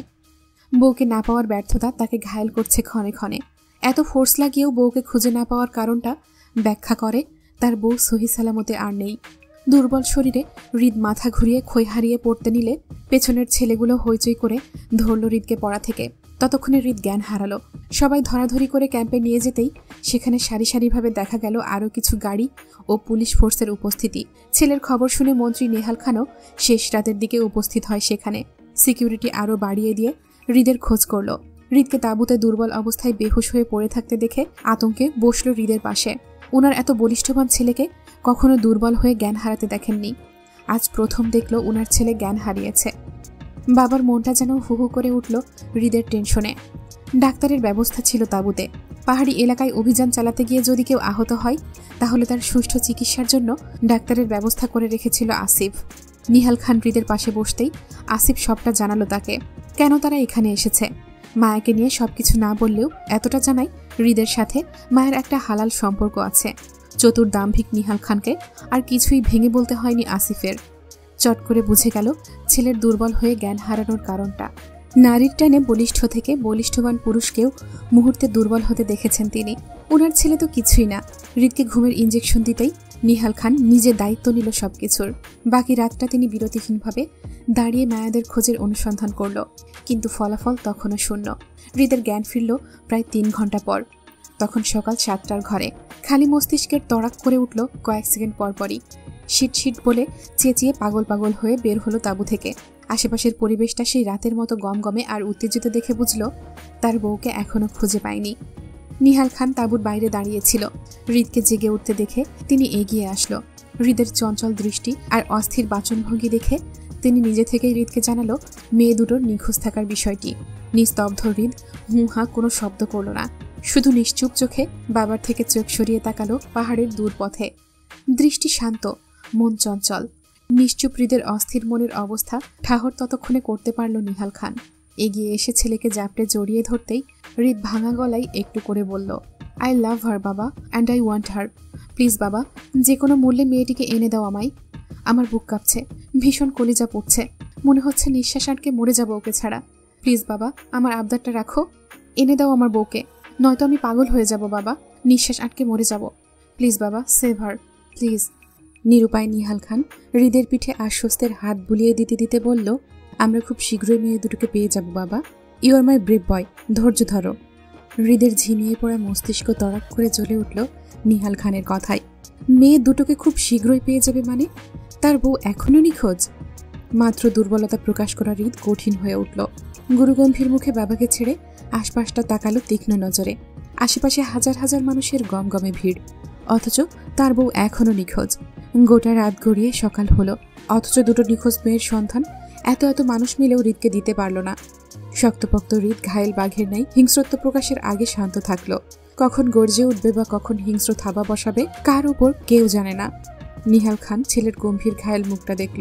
হৃদকে কি বলে সান্ত্বনা দেবে সেই ভাষা ওনার জানা নেই। হাজার হাজার মানুষের বাইরে আর্মি র্যাফোর্স লাগানোর পরেও যখন মেয়ে দুটোর সন্ধান পাওয়া যাচ্ছে না, তখন আশা করা যায় মেয়ে দুটো হয়তো আর বেঁচে নেই। পাহাড়ি জঙ্গির হাতে পড়ে মাটি চাপা হয়েছে এতক্ষণে। আর এই কথাটা উপস্থিত সবাই ধারণা করছে। এমনকি তিনি আর্মি কমান্ডারের সাথে মেয়ে দুটোর ব্যাপারে কথা বলতে কমান্ডার ওনাকে এমনটাই জানায়। কিন্তু এই কথাটা তিনি বাবা হয়ে হৃদকে কিভাবে জানাবে? ছেলের দুর্বলতা এই প্রথম কোনো কিছু নিয়ে তিনি দেখেছেন। বোঝাবার পর থেকে প্রথম ছেলে ওনার কাছে কিছু চেয়ে আবদার করল, তাও নিজের বউকে সেভ করতে। অথচ চারপাশে হুলুস্থুলুস অভিযান সে নিজেই চালিয়ে রেখেছে। বাবা হয়ে কিছু করার সুযোগ পর্যন্ত পাচ্ছেন না তিনি। ছেলের দুর্বলতার সামনে তিনি কিভাবে বাবা হয়ে ছেলেকে নিরাশ করে বলবে মেয়ে দুটো হয়তো এখন আর বেঁচে নেই? মন্ত্রী হয়েও তিনি অসহায় বোধ করলেন পরিস্থিতির কাছে। ছেলের পছন্দের মানুষকে খুঁজে না পেয়ে কিভাবে সামলাবে হৃদকে, সেই চিন্তা ওনাকে গ্রাস করল। ওনার বউটা এমনই যে রকচটে, যদি হৃদের কিছু হয় তাহলে দায়ভার নিশ্চয়ই ওনার ওপর ঢালবে হৃদের মা। দীর্ঘ ভারী নিঃশ্বাস গোপন করে তিনি এগিয়ে আসলো হৃদকে কিছু বলবে। হৃদ নিজের ক্রিমিনালি মাইন্ড চালালো। নিহাল খানকে উদ্দেশ্য করে ব্রেন চালাতে চালাতে বলল, কমান্ডারদের দ্বিগুণ ফোর্স বাড়াতে বলো বাবা। র্যাব বাহিনীর সাথে ট্রেনিং কুকুর পাহাড়ের বুকে নামাতে বলো। সন্দেহজনক যা পাবে সেটাই যেন সংগ্রহ করে। দরকার পড়লে আমি নিজে ভিজিট করব সেই সব জায়গা। দ্রুত ফোর্স বাড়াতে বলো, কুইক। হৃদের ট্র্যাকিং কুকুরের বিষয়টা নিহাল খানের দারুণ লাগলো। এই কুকুরগুলো পাহাড়ের বুকে নামলে অবশ্যই মেয়ে দুটোর সন্ধান পাওয়া যেতে পারে দ্রুত। কিন্তু এত এত আর্মি র্যাব ফোর্সের সাথে হৃদের হাজার হাজার ছেলে পেলে থাকতে আরও মানুষের কি দরকার? নিহাল খান আমতা আমতা করে হৃদকে আপত্তি জানাতে চেয়ে বলতে চাইল, কমান্ডারদের বলে দিচ্ছি ট্র্যাকিং কুকুরের বিষয়টা, কিন্তু এত মানুষ থাকতে আরও ফোর্সের কি প্রয়োগ? নিহাল খানের কথা শেষ করার আগেই কোমরে দুই হাত রেখে পাহাড়ের শেষ সীমানায় তাকালো হৃদ। দৃষ্টি সেদিকেই তেজ, কোনো কিছু জ্বালিয়ে পুড়িয়ে ফেলার মতো ভয়ঙ্কর তপ্ত চোখ। সকালের পরিবেশটা বেশ সুন্দর, কিন্তু চারপাশে মানুষের হই হুল্লোড় চিৎকারে পরিবেশটা আর সুন্দর দেখাচ্ছে না। যেন মনে হচ্ছে কোলাহলের কোনো রণক্ষেত্র এটি, যেখানে সবাই যুদ্ধের প্রস্তুতিতে দাঁড়িয়ে। হৃদ পাহাড়ের চূড়ায় তাকিয়ে নিহাল খানের কথা কেটে শক্ত গলায় বলল, প্রয়োজন আছে বাবা, খুব প্রয়োজন আছে। শুধু আর্মি বা র্যাব ফোর্স নয়, এই এলাকার পাহাড়ি লোকগুলোকে লাগাও আমার বউকে খুঁজতে। আমার এত এত ক্ষমতা আজ কোনো কাজে দিচ্ছে না বাবা। আমি আমার বউকে এখনও খুঁজে পাচ্ছি না। আমার জায়গাটা তোমাকে ব্যাখ্যা দিতে পারবো না। তুমি শুধু ফোর্স বাড়াও বাবা। নিহাল খান আর আপত্তি করল না, হৃদের কথা মতো কাজ করলো। পেছন থেকে হৃদের কাজ চেপে এগোলো কমান্ডারদের দিকে। সেখানে কথা বলে ফোর্স বাড়াবে, সেই সাথে ট্র্যাকিং কুকুর পাহাড়ের বুকে নামাতে বলবে। নিহাল খান যেতেই আসিফ দৌড়ে এই দিকটাই এগিয়ে আসলো হৃদের দিকে। হৃদকে জেগে উঠতে দেখেই মূলত ওর কথা বলতে আসা। আসিফের দৌড়ে আসার মধ্যেই আকাশের বুকে দেখা গেল আরও একটি হেলিকপ্টারের চক্কর। দৌড়ে আসা আসিফ মাথা তুলে আকাশের দিকে তাকালো। এই হেলিকপ্টারে নিশ্চয়ই খান পরিবারের সদস্যদের থাকার কথা। আসিফকে রাতে আয়ন কল দিয়েছিল মায়ের খোঁজ নিতে। হয়তো আয়ন হতে পারে এই হেলিকপ্টারে। আসিফ আকাশের দিকে তাকাতে তাকাতে দৌড়ে গতি কমিয়ে দিল। হেলিকপ্টারের পাখার গতি কমে আসে। আসিফকে পার হয়ে এসে হৃদের মাথার ওপর দিয়ে গিয়ে নামলো বাকি হেলিকপ্টারের সঙ্গে। হৃদ চোখ উঁচিয়ে তাকালো না পর্যন্ত উড়ন্ত হেলিকপ্টারের দিকে। কে বা কারা এসেছে তার দেখার দরকার পড়ল না। হৃদ এক দৃষ্টিতে তাকিয়ে রইল সেই পাহাড়ের চূড়ায়। আসিফ দৌড়ে হৃদের কাছাকাছি আসতেই ডাকলো হৃদকে, ভাই। আকাশের বুকে হেলিকপ্টারগুলো উড়া আসিফ, সব নিষিদ্ধ জায়গায় হেলিকপ্টারে খোঁজ লাগা, কুইক। আমি নিজে যাব সেই সব নিষিদ্ধ জায়গাগুলোতে, চল। হৃদ শুধু তার ব্রেন চালাচ্ছে এই মুহূর্তে। কিভাবে বউকে খুঁজে পাওয়া যাবে এই পদক্ষেপ গ্রহণ করছে। বাকি সবকিছু শুধু হৃদের কথা অনুযায়ী করছে। যে কোনো পরিস্থিতিতে হৃদের তীক্ষ্ণ মাইন্ড দ্রুত চলে, সেটা পূর্ব থেকে অবগত আসিফ। তাই নতুন করে অবাক হলো না হৃদের চালচলনে। আসিফ হৃদের কথা শুনল এবং কিছু বলতে চাওয়ার আগেই হৃদ নিজেই কথা শেষ করতে করতে হাঁটে হেলিকপ্টারগুলোর দিকে। আসিফ বুঝল হৃদকে এই মুহূর্তে কিছু বলার চেয়ে চুপচাপ সে কাজ করাটাই শ্রেয়। নয়তো যে আগুন হৃদের ভিতরে জ্বলছে সেই আগুনের সর্বপ্রথম আসিফকেই পোড়াবে হৃদ। আসিফ তৎক্ষণাৎ হৃদের পেছন থেকে দৌড়ে সামনে এগুলো ক্যাপ্টেনদের বলতে হেলিকপ্টারগুলো আকাশে ওড়াতে। আসিফ ক্যাপ্টেনদের তাদের কাজ বুঝিয়ে দেওয়ার মধ্যেই দেখল মাত্রই আগত হেলিকপ্টার থেকে আয়ন আর রাদীপ দুজনেই অস্থির উত্তেজিত অবস্থায় নামছে। দুজনের হাঁটার গতিপথ ছিল হৃদ, কিন্তু অশান্ত অস্থির হৃদ চোখ আউড়িয়ে তাদের দুজনকে দেখল কি দেখল না। কোমরের ইন করা শার্টের ভাঁজ খুলতে খুলতে গিয়ে বসলো হেলিকপ্টারের ভেতর। আয়ন রাদীপ হৃদকে হেলিকপ্টারের ভেতর বসতে দেখে নিজেদের হাঁটার গতি বাড়িয়ে দৌড়াতে চাইল, কিন্তু ততক্ষণে দুইজন বডিগার্ড দুই দিক থেকে উড়ন্ত যন্ত্রটির দরজা আটকে দিতে দিতেই ক্যাপ্টেন হেলিকপ্টারটি নিয়ে উড়াল দিল আকাশে। আয়ন বা রাদীপ কারো সুযোগ হয়নি হৃদের সঙ্গে যাওয়ার। আসিফ অপর হেলিকপ্টারে উঠতে উঠতে চেঁচালো রাদীপ আর আয়নের উদ্দেশ্যে। তাড়াহুড়োই বলল, আয়ন ভাই, আপনি আর রাদীপ ভাই দুইজন দুইটা হেলিকপ্টারে উঠে পড়ুন। আমরা পাহাড়ি নিষিদ্ধ জায়গাগুলোতে যাব ভাইয়ের পেছন পেছন। আপনারা দুজন দুটো আলাদা আলাদা হেলিকপ্টারে আলাদা দিশায় যান। ক্যাপ্টেনদের লোকেশন বলা আছে, সঙ্গে করে একজন বডিগার্ড নিয়ে যান। আসিফের কথা মতো আয়ন রাদীপ দুইজনই দৌড়ালো দুই পথে। হৃদের পেছন পেছন তারাও একটি করে হেলিকপ্টার উড়িয়ে নিয়ে গেল ভিন্ন ভিন্ন দিশায়। আসিফ চলে যেতে গিয়েও একটু থামল। বাকি হেলিকপ্টারের ক্যাপ্টেনগুলোকে আবারও একবার করে লোকেশন বুঝিয়ে দিয়ে সে পুনরায় তার বরাদ্দকৃত হেলিকপ্টারে চড়তে চড়তে দেখল অস্থির উত্তেজিত আরিফ দৌড়ে এদিকটাতেই আসছে। হয়তো আসিফকে কিছু বলতে চায়। আসিফ কি মনে করে পুনরায় নেমে গেল। কিছু দূর এগিয়ে এসে আরিফকে শান্ত করে বলল ওদের সাথে যেতে, মায়াদের খোঁজে পাহাড়ের বুকে হেলিকপ্টার নিয়ে চড়তে। আসিফের কথায় উত্তেজিত আরিফ তৎক্ষণাৎ রাজি হয়ে গেল। মুহূর্তের মাঝেই 10টি হেলিকপ্টারের পাখা উড়িয়ে চলল পাহাড়ের বুকে। অল্প দূরত্বে পাহাড়ের বুক ঘেঁষে হেলিকপ্টার থেকে খোঁজ চলল মায়াদের। এত এত মানুষ শুধু অবাক হয়ে তাকিয়ে রইল হৃদ খানের ক্ষমতার দিকে। তাদের দেখা কখনো এমন হয়নি, কারো বইয়ের জন্য কেউ এত অস্থির পাগল পাগল হয়ে এত মানুষ জড়ো করে ফেলেছে মুহূর্তের মধ্যেই। হাজার হাজার মানুষকে বিরতিহীনভাবে লাগাতার এক পাহাড় থেকে অন্য পাহাড়ের বুকে দৌড় করাচ্ছে শুধু দুটো মেয়ের জন্য। সেই সাথে এতগুলো মানুষের খাওয়া দাওয়া, পানি, ডাক্তারের ব্যবস্থা পর্যন্ত হৃদ খানের পক্ষ থেকে। তারপরেও মেয়ে দুটোকে হৃদ খানের চাই মানে চাই। কিন্তু আফসোস, সেটা আদৌ সম্ভব হবে কিনা কে জানে। সবার ধারণা মেয়ে দুটো হয়তো জীবিত নেই, কারণ জীবিত মানুষের সন্ধান এতক্ষণে তারা পেয়ে যেত। কিন্তু মৃত মানুষের সন্ধান পাওয়া এই পাহাড়ের বুকে অনেকটাই দায়, কারণ মৃত মানুষ বন্য পশুদের শিকার হয়। যদি মেয়ে দুটো মৃত হয় তাহলে এতক্ষণে নিশ্চয়ই পাহাড়ি বন্য পশুর আহার হয়ে গিয়েছে। সেখানে এক রাত কেন, এক যুগ খুঁজলেও মেয়ে দুটোর সন্ধান পাওয়া যাবে না। দেখতে দেখতে আর্মি র্যাব ফোর্স আরও দ্বিগুণ বাড়ল। সারি সারি গাড়ির ভিড় পড়ল রাস্তায়। দুই পাশে পাহাড়ি রাস্তায় 2 কিলোমিটার পর্যন্ত শুধু গাড়ির ভিড় পড়ল। আগত র্যাব বাহিনীর সাথে স্পেশাল ট্র্যাকিং কুকুর নামল পাহাড়ের বুকে, আর সেটা কাজেও দিল। কুকুরগুলোর ঘ্রাণ শক্তি তীব্র হয়, কোনো জিনিসের ঘ্রাণে চিহ্নিত করতে পারে মানুষের অবস্থান। র্যাব বাহিনী হাতে হাতে জায়গায় জায়গায় সেই কুকুরগুলো নিয়ে চড়িয়ে পড়তেই মায়াদের চিহ্নের খোঁজ বের হতে শুরু হলো। প্রথমে রাস্তায় রক্তের দাগ পেল। রাতের আধারে জঙ্গলি ছেলেগুলোর হাতে মায়ের পা কেটে উল্টে পড়ার সেই রক্তের দাগগুলো কুকুর দিয়ে শনাক্ত করতেই সেখানে র্যাব বাহিনী দাগ টেনে সিজ করল। পাহাড়ে উঠতে উঠতে আরও কয়েক জায়গায় অল্প অল্প রক্তের দাগ পেল বিভিন্ন জায়গায়। তদন্ত অনুযায়ী র্যাব ফোর্স ধারণা করছে মেয়েগুলো রাতের আধারে হয়তো এই পথেই দৌড়ে পালিয়েছিল। এই শনাক্ত করা জায়গাগুলো হৃদের কাছে পৌঁছাতে বার্তা প্রদান করা হলো হৃদের ক্যাপ্টেনের কাছে।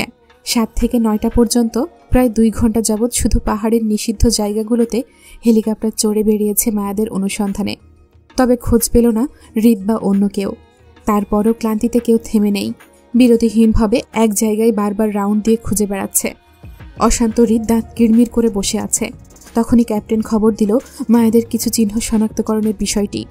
অল্প আশার আলো দেখতে পেয়েই হৃদ তৎক্ষণাৎ উড়ন্ত যন্ত্রটি নামাতে বলল নিচে। দক্ষ ক্যাপ্টেন তাই করল।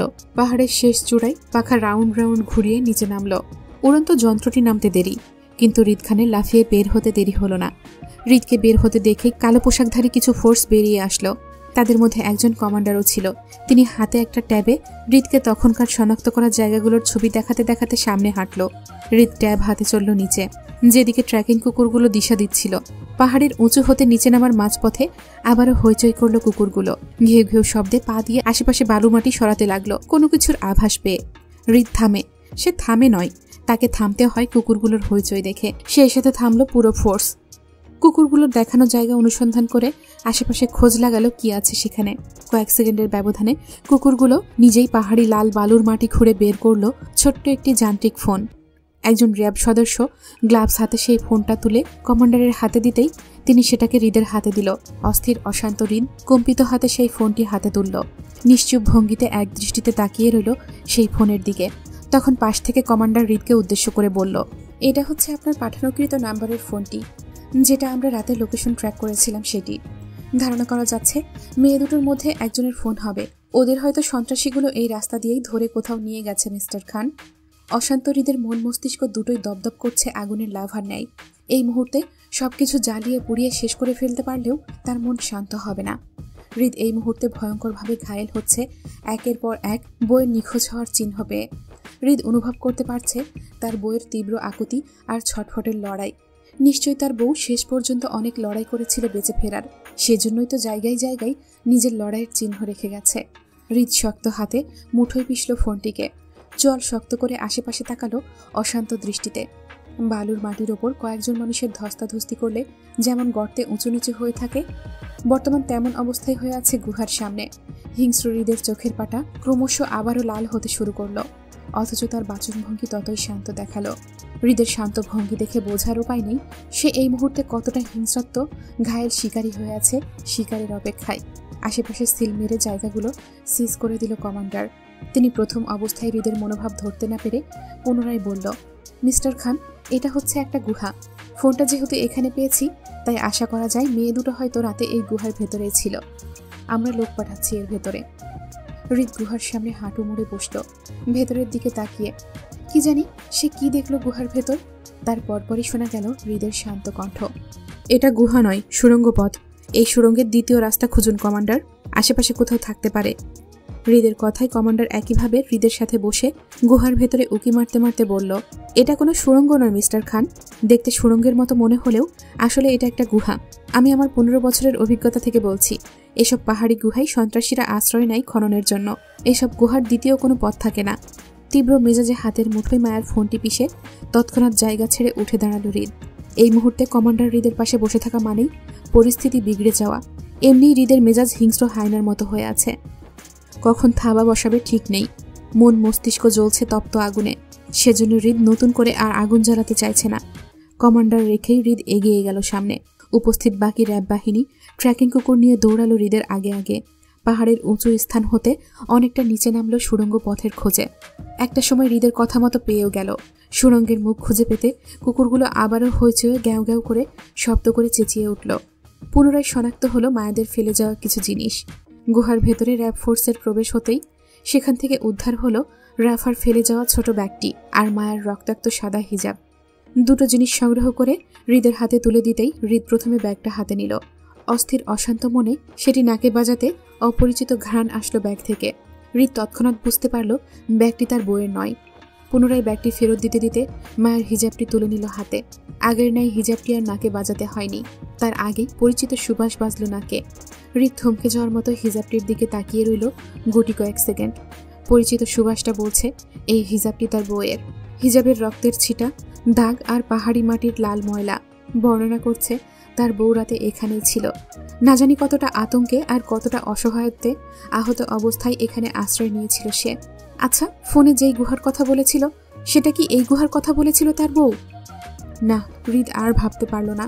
ছটফট অস্থির মনে বলিষ্ঠ হাতে হিজাবটি পিষে হাঁটু ভেঙে বসে পড়ল সুড়ঙ্গের মুখে। অন্ধকার সুড়ঙ্গের ভেতরে দিনের আলোয় এত অন্ধকার থাকলে রাতে হয়তো আরো ভয়ঙ্কর অন্ধকার দেখায়। তার বউ নিশ্চয়ই ভয় পেয়ে আহাজারি করেছিল অল্প আলোর জন্য। হৃদের পাশাপাশি তখনকার কমান্ডারটিও বসলো হাতে ফোনের আলো জ্বালিয়ে। সুড়ঙ্গের ভেতরে আলো ফেলতেই দেখলো ছোটখাটো গুহার মতো বেশ বড় সুড়ঙ্গ পথ ভেতর দিয়ে চলে গেছে। কমান্ডার সেটি দেখে হৃদের দিকে তাকালো আর চোখে। তখন হৃদকে জোর গলায় বলেছিল এইসব পাহাড়ি গুহার দ্বিতীয় রাস্তা থাকে না, অথচ ওনার 15 বছরের অভিজ্ঞতা ভুল করে হৃদ খানের ধারণা ঠিক হলো। দেখা মাত্র কিভাবে বলে দিতে পারলো এটা গুহা নয় সুড়ঙ্গ পথ ছিল? তিনি তো জানেন এসব গর্তের মতো দেখতে গুহাগুলো পাহাড় কেটে বানানো হয় শুধু পাহাড়ি জঙ্গিদের আশ্রয় নেওয়ার জন্য। যেমনটা মানুষ ঘর বানায় তেমন পাহাড় কেটে জঙ্গিরা গুহা বানায় তাদের নিরাপত্তার জন্য। কিন্তু হৃদের ধারণা ওনার অভিজ্ঞতা থেকে এতটা প্রখর কিভাবে হয় এইসব বিষয়ে? এত সহজ ভাষায় কিভাবে সবকিছু আগে আগে বলে দেওয়া সম্ভব? কমান্ডারের চিন্তাভাবনার মাঝেই হৃদ সুড়ঙ্গের ভেতরে হাত ঢুকিয়ে একটা মচমচে শুকনো পাতা হাতে নিল। হৃদকে গভীর মনোযোগ সহকারে পাতাটির দিকে তাকিয়ে থাকতে দেখে বোঝা যাচ্ছে কেউ একজন হয়তো এই পাতার সাহায্যে নিজের রক্তাক্ত স্থান পরিষ্কার করার চেষ্টা করেছিল। হৃদ পাতাটি হাতে নিয়েই আশেপাশে ছড়িয়ে ছিটিয়ে থাকা আরও কিছু পাতার দিকে তাকালো। বেশ কিছু পাতায় একইভাবে রক্তের দাগ পড়ে আছে। হৃদ বুঝতে পারল মায়া আর রাফার মধ্যে কেউ নিজের রক্ত পরিষ্কার করতে চেয়েছিল এই পাতার সাহায্যে। শ্বাস আটকে আসার মতো কষ্টে হৃদ বুক ফুলিয়ে শ্বাস টানল কয়েকবার। শেষবার সুড়ঙ্গের ভেতরে তাকিয়ে পুনরায় সে উঠে দাঁড়ালো। যেই পথে এসেছিল সেই পথে হাঁটল পাহাড়ের চূড়ায়। হৃদকে পাহাড়ের চূড়ায় উঠতে দেখে কমান্ডার উঠে দাঁড়াতে দাঁড়াতে তাড়াহুড়ো করে বলল, মিস্টার খান, কোথায় যাচ্ছেন আপনি? আমরা তো যাব নিচে, আপনি ওপরের দিকে যাচ্ছেন কেন? শক্ত হৃদ উত্তর করল না কমান্ডারের কথার। সে এতক্ষণে বুঝতে পেরে গেছে তার গন্তব্য এখন কোথায়। বউ তার এই সুড়ঙ্গ পথ ধরেই পাহাড়ের ওপরে উঠেছিল রাতে, কিন্তু এরপর কোথায় গিয়েছে সেটা হৃদকে জানতে হবে। রাফাকে নিয়ে মায়া দৌড়ে যাওয়ার একই পথে হাঁটল হৃদ। হাঁটতে হাঁটতে সে একই পথে উঠে দাঁড়ালো পাহাড়ের শেষ পৃষ্ঠে। হৃদ আশেপাশে তাকালো। নিজের ক্রিমিনাল মাইন্ড আর বিচক্ষণতা কাজে লাগিয়ে মায়াদের রাতের পরিস্থিতি বর্ণনা করতে চাইল নিজে নিজেই। বাজ পাখির দৃষ্টি আর প্রখর ব্রেন চালিয়ে আশেপাশ পর্যবেক্ষণ করতে করতে বর্ণনা করলো। পাহাড়ের শেষ পৃষ্ঠে চূড়ায় দাঁড়িয়ে এখান থেকে ফিরে যাওয়ার পথ বন্ধ। সামনে গহীন গভীর খাদ, আর পেছনে ছিল জঙ্গি ছেলেগুলো। এখান থেকে ঘুরে পুনরায় দৌড়ে সুযোগ পাবে না তার বউ, কারণ এতে অনেক সময় লাগবে। ততক্ষণে ছেলেগুলোর হাতে ধরা পড়ার সম্ভাবনা বেশি। তার বউ যদি ধরা পড়ত তাহলে এতক্ষণ তার মৃতদেহটা হলেও হৃদ পেয়ে যেত, কারণ পাহাড়ের বুকে থাকা চোর, ডাকাত, জঙ্গি, সন্ত্রাসী, এমনকি একটা মানুষকেও ছাড় দেয়নি হৃদ বন্দি করা থেকে। তার মানে তার বউকে রাতে কিডন্যাপ করা জঙ্গি ছেলেগুলো এখন হৃদের হাতে বন্দি। হয়তো তার বউয়ের সন্ধান পেলে ছেলেগুলোকেও শনাক্ত করা যাবে। তাই হৃদের বিচক্ষণতা বলছে তার বউ রাতে জঙ্গিদের হাতে পড়েনি, হয়তো প্রাণ বাঁচাতে কিছু একটা করেছে। কিন্তু কি? পেছনে জঙ্গি ছেলেগুলো থাকলে মানুষ ইজ্জত বাঁচাতে অসহায় অবস্থায় কি করতে পারে? পাহাড় থেকে লাফ দিতে পারে। হৃদের হিসাব বারবার মিলে যেতেই হৃদের বুক আতঙ্কে কাঁপল। কম্পিত বুকে নিচে তাকালো। দিনের আলোয় ওপর থেকে নিচে তাকালে মানুষের শরীরের লোম দাঁড়িয়ে যাওয়ার মতো ভয়ঙ্কর গহীনতা দেখা যায়। হৃদ মায়ের লাফিয়ে পড়া স্থানে দাঁড়িয়ে নিচে তাকালো। এক হাতে মায়ের হিজাব চেপে তো অন্য হাতে মুঠোফোনটি ধরা, অনড় দৃষ্টিতে পাহাড়ের উঁচু হতে তলদেশে তাকিয়ে। হৃদের আশেপাশে অসংখ্য মানুষের ভিড়, সবাই মায়াকে খুঁজে বেড়াচ্ছে। অথচ হৃদের বুক কাঁপছে এটা মানতে তার বউ হয়তো রাতে এই দিকটায় এসেছিল, জেনে বুঝে নয়তো অসাবধানতাই এই পাহাড়ের চূড়া হতে নিচে পড়ে গিয়েছে। হৃদ শূন্য চোখে নিচে একদমে তাকিয়ে রইল। হৃদের হেলিকপ্টার ছাড়া বাকি 9টি হেলিকপ্টার দেখা গেল এই পাহাড়ের তলদেশেই উড়ে বেড়াচ্ছে মায়াদের খোঁজে। হৃদ নিজেও এতক্ষণ এই নিষিদ্ধ জায়গাগুলোতে মায়াকে খোঁজ করছিল, কিন্তু কোথাও পায়নি। হৃদ বুঝতে পারছে না মেয়ে দুটো এই দিকটায় লাফিয়ে থাকলে তাহলে এতক্ষণ পর্যন্ত তাদের একটারও চিহ্ন পাচ্ছে না কেন? রাত থেকে এই পর্যন্ত সবাই খোঁজ করে করে ক্লান্ত। এখন সময় 10টার ঘরে। তার বউ যাবে তো যাবে কোথায়? মাটি ঘুরে হলেও পাহাড়ের তলদেশ থেকে বেরিয়ে যাওয়ার কথা, অথচ বিগত 12 ঘন্টা ধরে খোঁজাখুঁজির পরও কোনো হদিস পাচ্ছে না কেউ। চারপাশে চাপা গুঞ্জন চলছে মায়া জীবিত নেই, অথচ হৃদের মন মস্তিষ্ক মানতে নারাজ তার বউ জীবিত নেই। হৃদ বুঝতে পারছে সে অনেক দেরি করে ফেলেছে তার বউয়ের কাছে পৌঁছাতে, কিন্তু না জানি কতটা দেরি করে ফেলেছে সেই ভয়ে আকাশের দিকে তাকালো হৃদ। বেশ সময় নিয়ে শূন্য আকাশে তাকিয়ে রইল অনুভূতিহীনভাবে। তার কঠিন ব্যক্তিত্ব নড়ে উঠেছে বইয়ের দহনে, চোখের সামনে দুনিয়াটা ঘুরছে হারানোর ব্যথায়। হৃদ তপ্ত দহনে ব্যথা সহ্য করতে না পেরে বুক ফাটা আর্তনাদে চিৎকার করে উঠল গলা ফাটিয়ে। হৃদের চিৎকারে আশপাশটা ভয়াবহ হয়ে উঠল। আকাশের দিকে তাকিয়ে হৃদ চিৎকার করে বলল, Hrid, I hate you, I just hate you. তোর মতো অবাধ্য নারীর প্রয়োজন এই হৃদ খানের পড়ে না, শুনেছিস তুই? তোকে ছাড়া আমি ভালো থাকবো, খুব ভালো থাকবো। হৃদের হঠাৎ চিৎকারে আশেপাশের সবাই থতমত খেয়ে অবাক চোখে তাকালো হৃদের দিকে। একটা মানুষ কতটা ভেতর থেকে ভেঙে পড়লে এইভাবে চেঁচাতে পারে পাহাড়ের বুকে? হৃদের প্রতিটা আত্মচিৎকারের ধ্বনি যেন পাহাড়ের বুকে প্রতিধ্বনিত হয়ে ফেরত আসছে বারবার। উপস্থিত শত শত মানুষ নিজেদের খোঁজাখুঁজি ছেড়ে শুধু হৃদের দিকে তাকিয়ে। হৃদের না বলা কথাগুলো যেন সবাই পড়তে পারছে। বউ হারিয়ে পাগল পড়া হৃদের বুক ফাটা আর্তনাদ সবাই দেখতে পাচ্ছে, কিন্তু আফসোস তাদের কারো ক্ষমতা নেই হৃদের বউকে সুস্থ সবল অবস্থায় ফিরিয়ে দিতে। কারণ তাদের সবার ধারণা মেয়েটি হয়তো রাতে জঙ্গিদের হাতে পড়ে পাহাড়ের বুকে কোথাও মাটি চাপা হয়ে গেছে, যার জন্য এখনো তারা মেয়েটির সন্ধান করতে পারছে না। ক্লান্ত হৃদ আকাশের দিকে তাকিয়ে রইল তখনও। কয়েক সেকেন্ড সময়ের ব্যবধানে ক্রমশ চোখের পাতা বন্ধ করতে করতে শ্বাসরুদ্ধকর অবস্থায় হৃদ বিড়বিড় করে আওড়ালো, আমি ভালো নেই জান, তোকে ছাড়া নিঃশ্বাস আটকে আসার মতো কষ্ট পাচ্ছি আমি। প্লিজ জান, come back, I can't live without you, I can't, please come back, please.